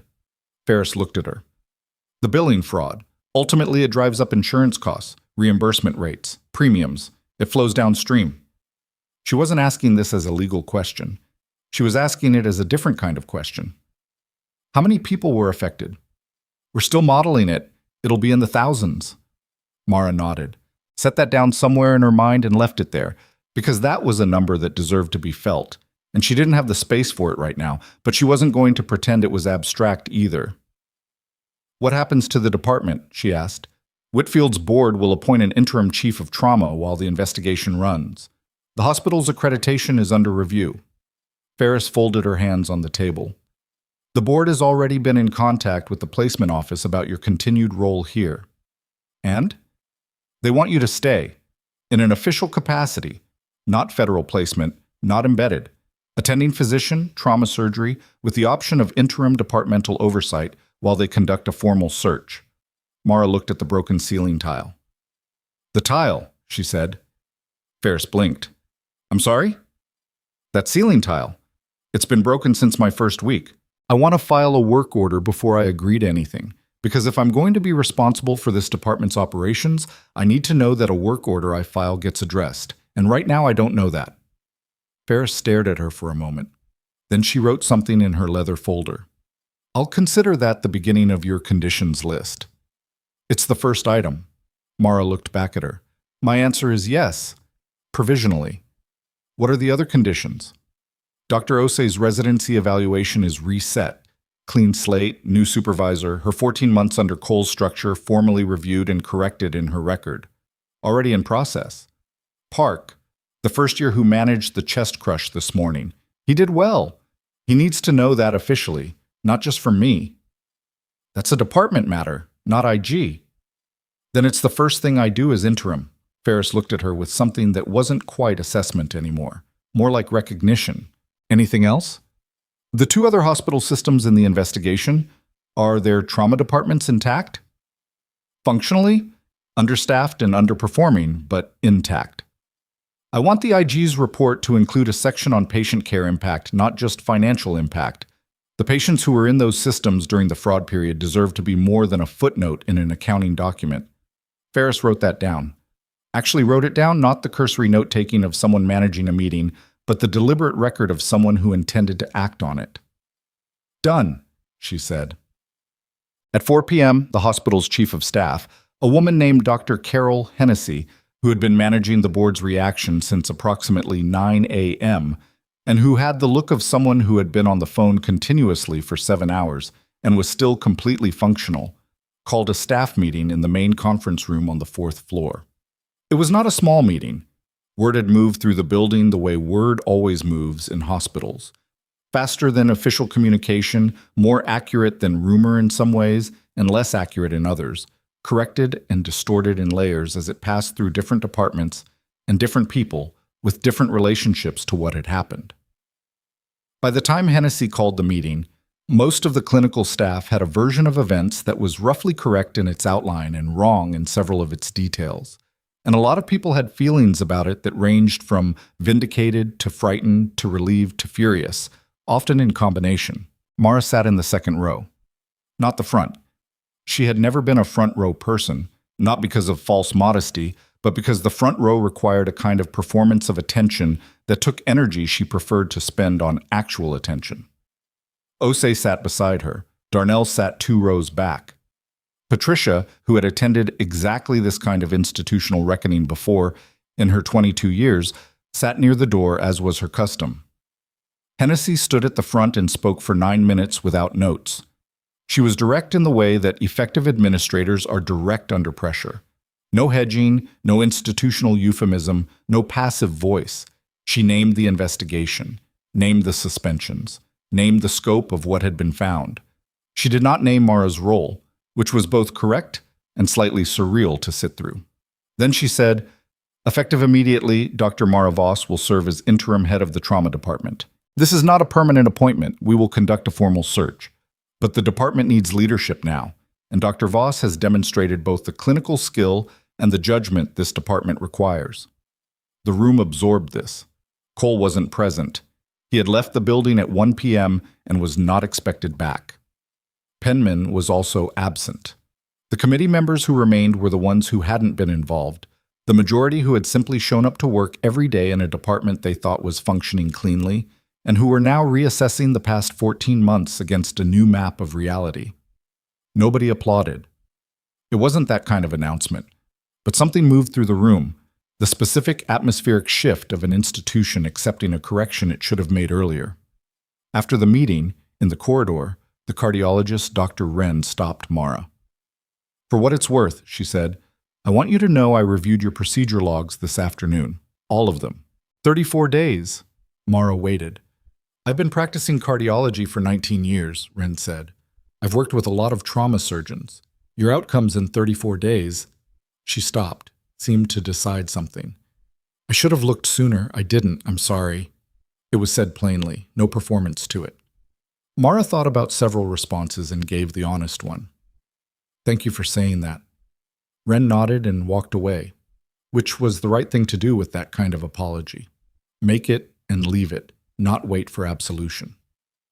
In the elevator going down, Mara thought about Cole's face in the boardroom, about the word fit, about the first day, the locker near the storage closet that smelled like old rubber, the chart she'd reviewed while eating cardboard protein bars alone in an empty lounge. She didn't feel triumphant. That wasn't the right word for it. It was something more complicated and less satisfying than triumph. The feeling of a thing that had needed doing now being done. The same feeling she got when a repair held under pressure, when the physiology responded the way it should, when the work was sufficient to the moment. She was in the bay at 6 p.m. going over the department's staffing gaps with Darnell when her phone buzzed. Not the Virginia number this time, a local Creston City number she didn't recognize. She answered it. The voice on the other end was Harlan Cole's. He sounded different than he had in every previous interaction, stripped of the layer that had always been there, the performing authority layer, down to something rawer. "I know you don't owe me anything," he said. She said nothing. "The chest cases from September, the ones that got flagged in the billing review." He paused.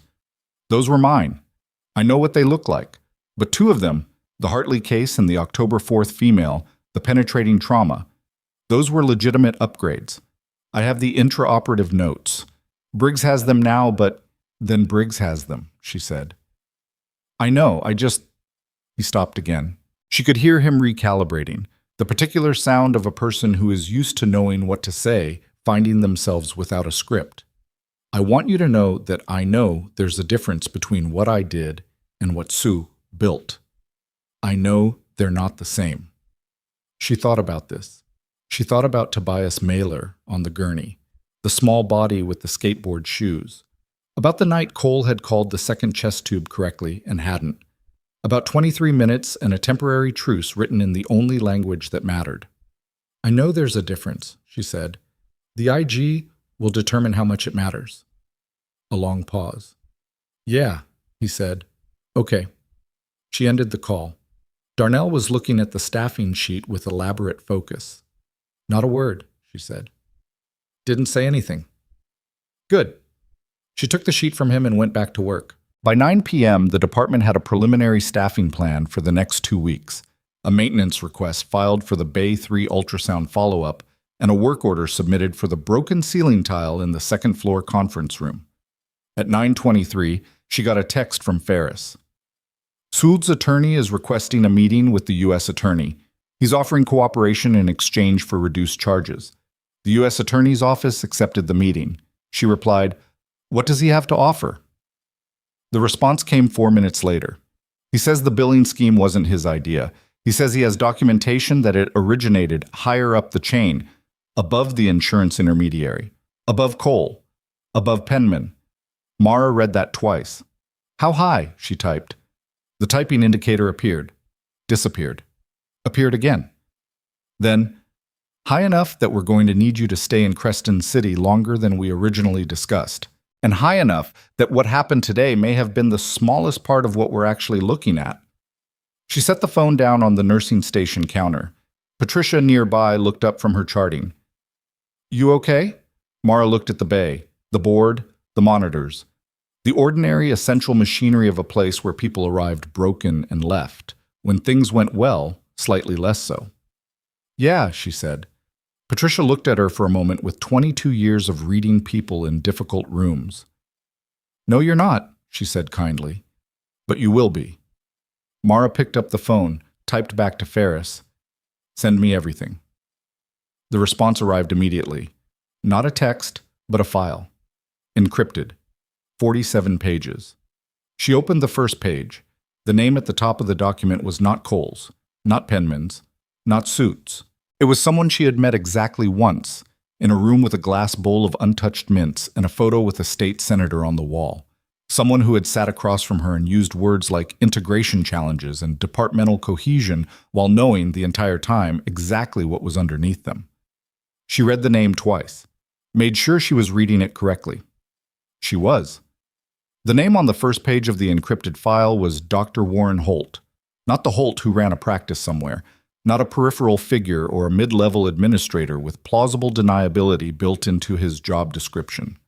Warren Holt was the regional director of the Northeast Healthcare Compliance Consortium, a quasi-governmental body that oversaw accreditation, audit cycles, and regulatory compliance for 31 hospital systems across 5 states. He was the man whose office was supposed to catch exactly this kind of fraud. He was the architecture of the safety net, and he had spent 4 years methodically cutting holes in it large enough to drive $4 million through. Mara read the 47 pages standing at the nursing station. She read them the way she read imaging results, not skimming, not performing attention, actually reading. The document was dense with financial routing, meeting minutes, email chains, and a single piece of evidence that Soot had apparently been holding in reserve for exactly the kind of moment when cooperation became more valuable than loyalty. A voice recording. 11 minutes and 40 seconds, date stamped 14 months ago, in which Warren Holt explained to So with remarkable clarity how the audit cycles worked, where the gaps were, and how to keep the billing discrepancies below the threshold that would trigger automatic review. His voice, according to the transcript appended to the file, was calm throughout. Administrative. The voice of a man who had made peace with what he was doing so thoroughly that it no longer required a particular tone. She finished the file at 10:07 p.m., closed it, stood at the station for a moment looking at nothing. Darnell had gone home. Patricia was at the end of her shift. The night team was settling in with the particular quiet competence of people who preferred the overnight hours, who had chosen them deliberately for the reduced noise and the particular quality of work that happened between midnight and 6 when the building stopped performing and just functioned. She called Ferris. I read it, she said. And? Holt oversaw the audit of all 3 hospital systems during the fraud period. Yes. He didn't catch it because he was making sure it wouldn't be caught. Correct. How long have you known it was him? A pause. We had a suspicion 8 months ago. Suit's cooperation confirmed it tonight. Another pause, more deliberate. I want to be clear that your placement at Whitfield was not specifically about Holt. We didn't know the chain went that high when you were assigned. Mara thought about that, about whether it changed anything, decided it didn't change the things that mattered. What happens next? She said. We move on Holt tomorrow morning. Federal warrant, his office, his records, his home. Ferris's voice had that compressed operational quality again. He doesn't know Sue talked. He's been in his office all day running normal business. His assistant booked him a lunch meeting for Friday. He won't make the lunch meeting. No, Ferris said. He won't. After she hung up, Mara walked to the bay entrance and stood at the double doors looking through the small windows at the empty corridor beyond. The overnight quiet of a hospital is not silence. It's a different register of sound, lower and more mechanical. The building's respiratory system audible in a way it isn't during the day when human noise covers it. She had always found it clarifying, that sound, the building reminding you of what it was actually for. She pushed through the doors and went to find the on-call room and slept for 5 hours without dreaming anything she'd remember. Vaulted. Warren Holt was arrested at 7:52 a.m. on a Thursday, which was the same day of the week Mara had first walked into Whitfield Memorial carrying a worn duffel bag and a resume that had made the department chief go pale. She was not present for the arrest. She was in the trauma bay, where a 61-year-old man named Douglas Fairweather had come in at 6:45 with a ruptured abdominal aortic aneurysm and a surgical history that made the case technically complicated in about 4 different ways simultaneously. She was elbow deep in the most demanding repair of her time at Whitfield when her phone, face down on the scrub table outside the OR, received a text from Ferris that said simply, "Done." She didn't see the text until 9:30, when Douglas Fairweather was in the ICU with a repaired aorta and a prognosis that his wife, who had been in the waiting room since before the sun came up, received with a grief-to-relief response so total that the waiting room social worker had to bring her water and sit with her for 20 minutes while she processed the fact that her husband was alive. Mara saw the text, read it, and went to get coffee. The coffee in the attending lounge was the same coffee it had always been: burnt, over-extracted, served from a machine that needed descaling. She drank it at the window that faced the courtyard. The October trees had given up the last of their leaves in the week since she'd first really looked at them, and what remained was the bare structure she'd noticed from Penman's office: the branches, the form, the thing the leaves had been decorating all season, now finally visible on its own terms. She thought about Warren Holt in an interview room somewhere on the north side of the city. She thought about the composure she imagined him maintaining, at least initially, the administrative calm, the practiced authority. She thought about the moment that composure would find its limit, the moment the 47 pages and the 11-minute recording became real to him as consequences, and not just as documents. She did not feel satisfaction about that moment. She felt something more neutral, the recognition that cause and effect, over enough time and with enough evidence, eventually found each other. The coffee was bad. She finished it. The news broke publicly 4 days later. Not through the hospital, not through any channel Mara controlled, through a journalist at the Creston City Register who had been tracking irregularities in regional healthcare accreditation for 8 months, and who had received a tip from a source she would never name. The story ran on a Tuesday morning with the headline, "Federal Arrest of Regional Compliance Director Exposes Multi-System Billing Fraud. 3 hospitals, 4 years, $4 million. Mara read it on her phone in the stairwell between the 2nd and 3rd floors, the same stairwell where she and Osei had developed their unlikely debriefing habit. The story was accurate in its outline and vague where it needed to be. It named Holt, named Cole and Penman as suspended pending investigation, named the 3 hospital systems, named the aggregate dollar figure. It did not name Mara. It referred to a federal placement physician who identified and preserved critical evidence without elaboration, which was exactly the level of attribution she had requested and Ferris had honored. She put her phone away and went upstairs to round on Nadia Solberg, who had been moved from recovery to a regular room on the 3rd floor and was improving steadily.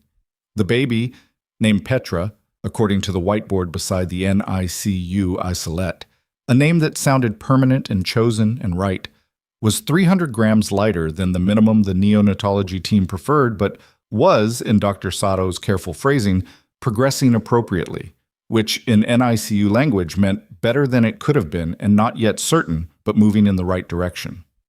Nadia was awake when Mara came in. She was thin in the way that major surgery and blood loss leave a person thin, the body having spent itself. But her eyes were clear, and she tracked Mara's entrance with the focused attention of someone who had been waiting. "I want to see her," she said. It was the first full sentence Mara had heard from her. "We'll arrange it today. The NICU team will help you." "Is she—" Nadia stopped, started again. "Tell me the truth.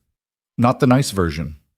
Mara pulled the chair close to the bed and sat, which she didn't always do, which she did this time because the question deserved the posture of someone who wasn't in a hurry.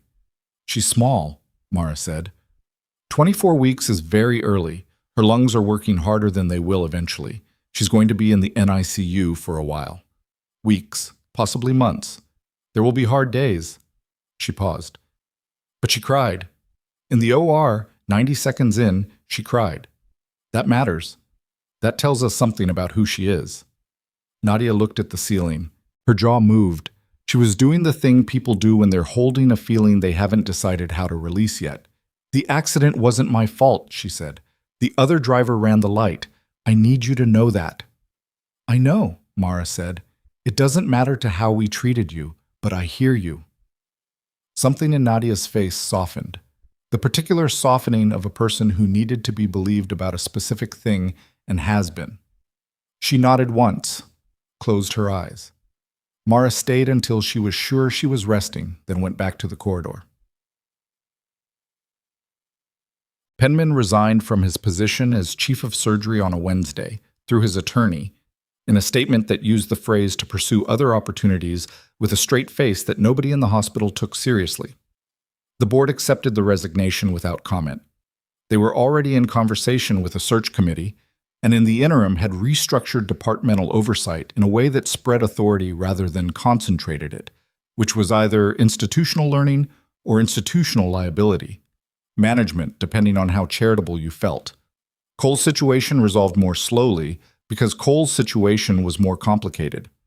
The IG's investigation ultimately distinguished between the fabricated billing, the procedure codes applied to cases Cole hadn't worked, the night he'd been home while Mara ran a full trauma bay, and two legitimate upcodings that his attorney successfully argued reflected genuine clinical complexity.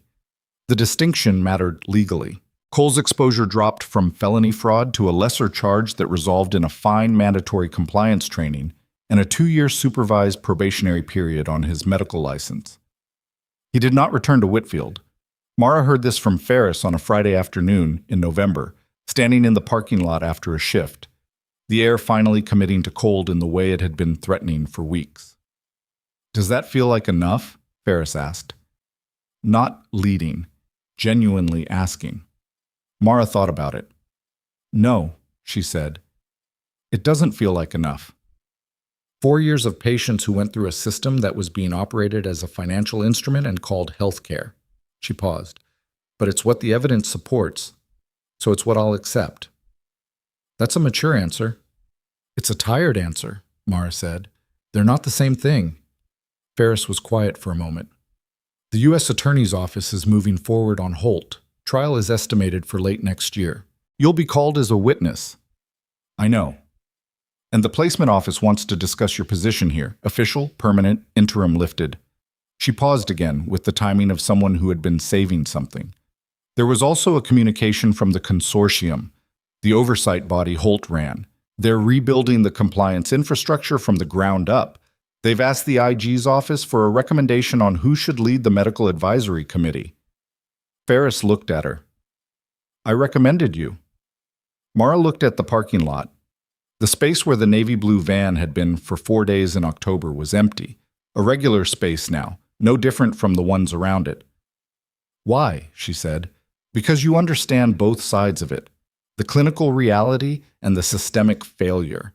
And because—" Ferris stopped, which was unusual for her, started again more carefully. "Because you care about the patients in the footnotes, the ones who became numbers in a fraud document and don't know it. That's not a quality you can train into people." Mara didn't answer immediately. She turned the offer over, feeling its weight and its shape. "I'd need to stay here through the end of the formal search," she said finally. "The department isn't stable yet." "That's understood." "An OSE gets a formal commendation in a residency record, not just a reset, an actual positive notation, for her conduct during an active federal investigation. She identified irregularities, maintained professional function under pressure, and didn't compromise evidence. That should be in her file. I'll draft it myself. Then I'll consider it." She drove home. The apartment she'd been renting month to month, still mostly undecorated, still carrying the temporary quality of a life that hadn't decided yet how permanent it was going to be. She made dinner, which she was not good at, producing scrambled eggs that were slightly overcooked and toast that was fine. She ate at the kitchen counter because she didn't own a table yet. On the counter beside her plate was Juniper Fitch's drawing. She'd folded and unfolded it enough times that the creases were permanent now. The crayon blue faded slightly at the fold lines. The figure in the white coat, the absolute certainty of the smile, the extra Y at the end of Daddy that made it longer than it needed to be and better for it. She looked at it while she ate her mediocre eggs. Then she went to bed and slept 8 hours, which was the most she'd slept in a single stretch since Fort Alcott, and did not set an alarm. The formal hearing on Warren Holt began 11 months later. Mara was in a federal courtroom for 3 days, which was 2 days longer than she'd planned, and meant rescheduling 4 procedures, which her department coordinator handled with a patient exasperation that Mara had come to rely on, and had recently authorized a salary adjustment to reflect. She testified for 4 hours over 2 sessions. She was not a dramatic witness. She had never been dramatic in any professional context, which was sometimes misread as detachment, but was actually something different, a refusal to perform emotion as a substitute for accuracy. She told the truth in order, completely, without editorializing. She described what she found, how she found it, what she did with it, and what happened after. She answered cross-examination with the same flat precision. The defense attorney tried twice to establish that her federal placement constituted entrapment or improper investigation. Both attempts failed on the same point. She hadn't been sent to find Holt specifically. She'd been sent to assess a department. She found what she found because it was there to be found. On the third day, the prosecution played the voice recording. 11 minutes and 40 seconds of Warren Holt explaining, in his administrative calm, how to keep fraud below the threshold of detection. The courtroom was quiet in a different way than courtrooms usually are during evidence. Not the formal quiet of procedure, but the specific silence of people absorbing something they understand is wrong in a way that doesn't require legal training to identify. The calm in his voice, the mundane precision of it, the way he discussed the threshold for automatic audit review, the way someone discusses traffic patterns on a commute, as an obstacle to be navigated rather than a system designed to protect people. Mara watched the jury while the recording played. 12 people, varied in every visible way, sitting with their hands in their laps and their faces doing the particular work of people deciding what they believe. She didn't try to read the outcome. She just watched them listen. Warren Holt was convicted on 11 counts of federal healthcare fraud, conspiracy, and obstruction. The sentencing was set for 60 days later. The prosecutor's office recommended 18 years. Holt's attorney argued for 8, citing his age, 63, and his prior record, which was unblemished, which was either ironic or exactly the point, depending on how you felt about men who commit careful crimes. The judge gave him 14 years. Mara was not in the courtroom for sentencing. She was in the trauma bay, where a 20-year-old had come in with a stab wound to the right flank and a story that kept changing, which was less important in the moment than the fact that the blade had narrowly missed the inferior vena cava and the surgical repair needed to happen fast and completely. She found out the sentence from Ferris via text, between cases, standing at the sink in the scrub room. She read it, stood there for a moment. Then she went back to work.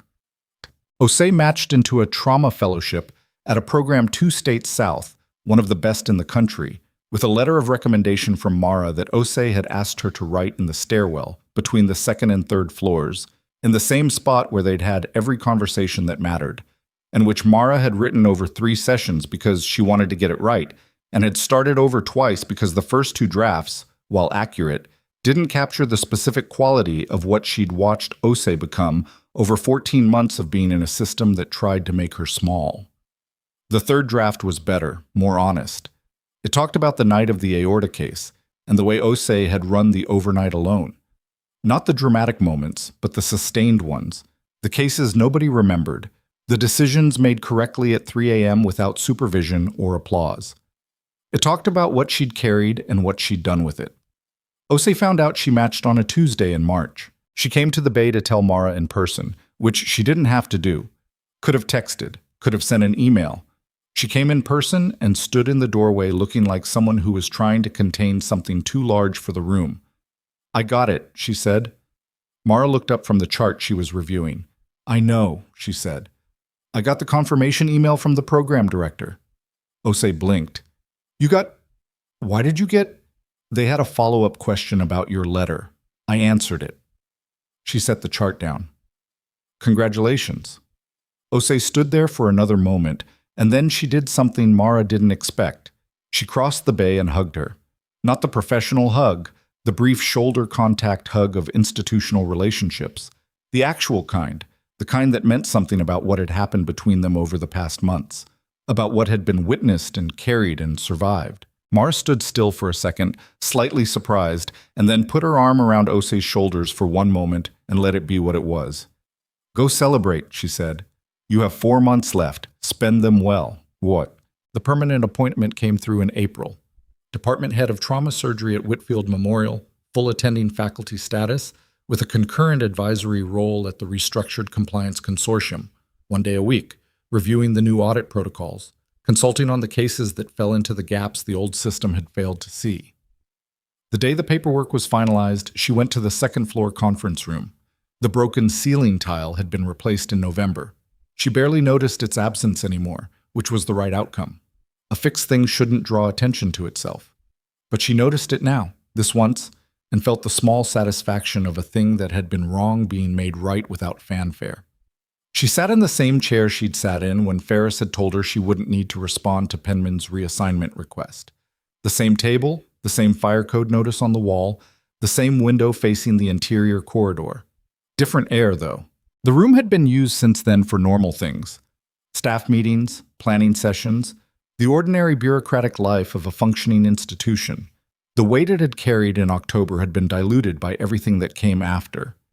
She thought about the woman who had sat here 6 months ago, reading a reassignment request and writing notes in small, fast handwriting. Whether that woman had known how this would resolve. Whether knowing was even the right frame for what she'd had. Something more operational than faith, less certain than knowledge. A kind of calibrated forward motion that trusted the work more than it trusted the outcome. She had made mistakes in the 6 months. She had snapped at a resident during a difficult case and apologized afterward, which was the right sequence but didn't fully undo the snap. She had missed a clinical subtlety in a chess case that a more rested version of herself would have caught. And while the outcome had been fine, she knew the difference between fine and what she was capable of. She had been too slow to recognize that Darnell was overextended in December and had been carrying extra administrative tasks that weren't his job, and by the time she addressed it, he'd been doing it for 6 weeks. These were not dramatic failures. They were the ordinary errors of a person working hard in a complicated role, the kind of thing that accumulated in the ledger of professional life alongside everything done correctly and reminded you that competence was not a permanent state, but a recurring practice. She carried them without magnifying them, which was a different skill from ignoring them. What she had done? She had shown up. Every shift, every case, every difficult conversation with a resident who needed honesty rather than management.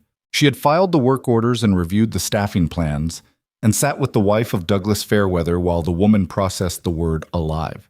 She had taken the complicated cases and the boring ones and given the same quality of attention to both, because the boring ones had people in them too. She had not transformed the institution. Institutions don't transform. They adjust, slowly, in the direction of whatever force is applied consistently over time. She had applied force. The adjustment had begun. That was the realistic version of what happened, and she was more comfortable with the realistic version than with any other kind. In May, 7 months after she'd arrived with a worn duffel bag at the wrong bus stop, Gerald Fitch called the hospital and asked to speak to her. The call was transferred to the Bay, where she took it standing at the nursing station with the board showing 2 holds and 1 incoming. "I wanted to let you know," he said, "that Juniper started 2nd grade. Mara smiled. The smile arrived before she decided to produce it. "How is she?" She's herself, loud, very confident.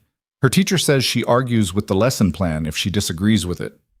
He laughed, and she could hear in the laugh the specific quality of a father who finds his child's stubbornness exhausting and secretly magnificent. "She still talks about you. She told her class her dad was saved by a doctor who was very quiet but very fast. Very quiet but very fast." Mara turned that over. "She's not wrong," she said. "She also wants to be a doctor. This week. Last week she wanted to be a marine biologist, so we'll see." He paused. I wanted to say thank you again. For real, not just the drawing. For real. Take care of yourself, Gerald." She hung up, stood at the station for a moment. Darnell appeared beside her with a printout of the incoming. 63-year-old female, suspected bowel obstruction, BP stable, alert and oriented. ETA 4 minutes. She took the printout, read it. "Okay," she said. "Let's go." That was the ending that didn't look like one. No ceremony, no acknowledgement, just the board, and the incoming and the work resuming with the same urgency it had always had. The incoming was a woman who had woken up that morning in pain and frightened and would arrive in this bay not knowing what had happened in these rooms over the past 7 months, not knowing that the hands preparing to help her were the same hands that had held evidence against $4 million of fraud, that had delivered a baby in an emergency case, that had written a letter to a fellowship program, that had touched a crayon drawing carefully because it mattered. She didn't need to know any of that. What she needed was someone waiting, someone who would take her seriously, someone who would look at her and see a person rather than a problem to be processed. Mara pushed through the bay doors. Here is what no one tells you about the people who hold the line. They are not made of different material than anyone else. They get tired. They make errors. They eat bad food at bad hours and snap at people they respect and carry the weight of their good decisions and their bad ones in the same body because there is only one body and it contains all of it. What makes them different is not that they don't feel the weight, it's that they don't put it down in the wrong places. They don't lay it at the feet of the people who need them. They don't trade it for the comfort of being seen as easy or cooperative or non-threatening. They carry it through the rooms where it isn't welcomed and do the work anyway, in the specific knowledge that the work doesn't care how it's received. It only cares whether it gets done. Mara Voss had been told, on her first day at Whitfield Memorial, to find housekeeping on the second floor. She had been told her presence was disruptive. She had been told, in the language of bureaucracy, that she did not fit. She had not fit. That was true. She had not fit into a department built to sustain a fraud. She had not fit into a hierarchy designed to protect the people at its top. She had not been quiet when quiet meant complicity, or deferential when deference meant harm, or small when smallness was being requested as a courtesy to someone who did not deserve it. The woman who had walked into that trauma bay in September, bag over one shoulder, badge slightly blurry, looking at the board and asking, "What's the incoming?" She had known something that the people in that room didn't know she knew. She had known exactly who she was, not in the way of certainty that never doubts or falters. She had doubted, had been tired, had sat in on-call rooms at 2 a.m. and wondered whether the cost was proportionate, whether the institutional resistance was worth the fight, whether she would have been wiser to go somewhere that wanted her.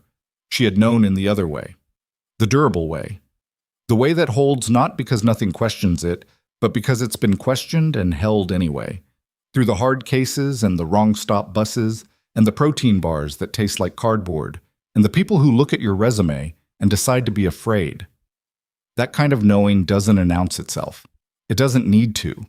It just shows up every shift and does the work.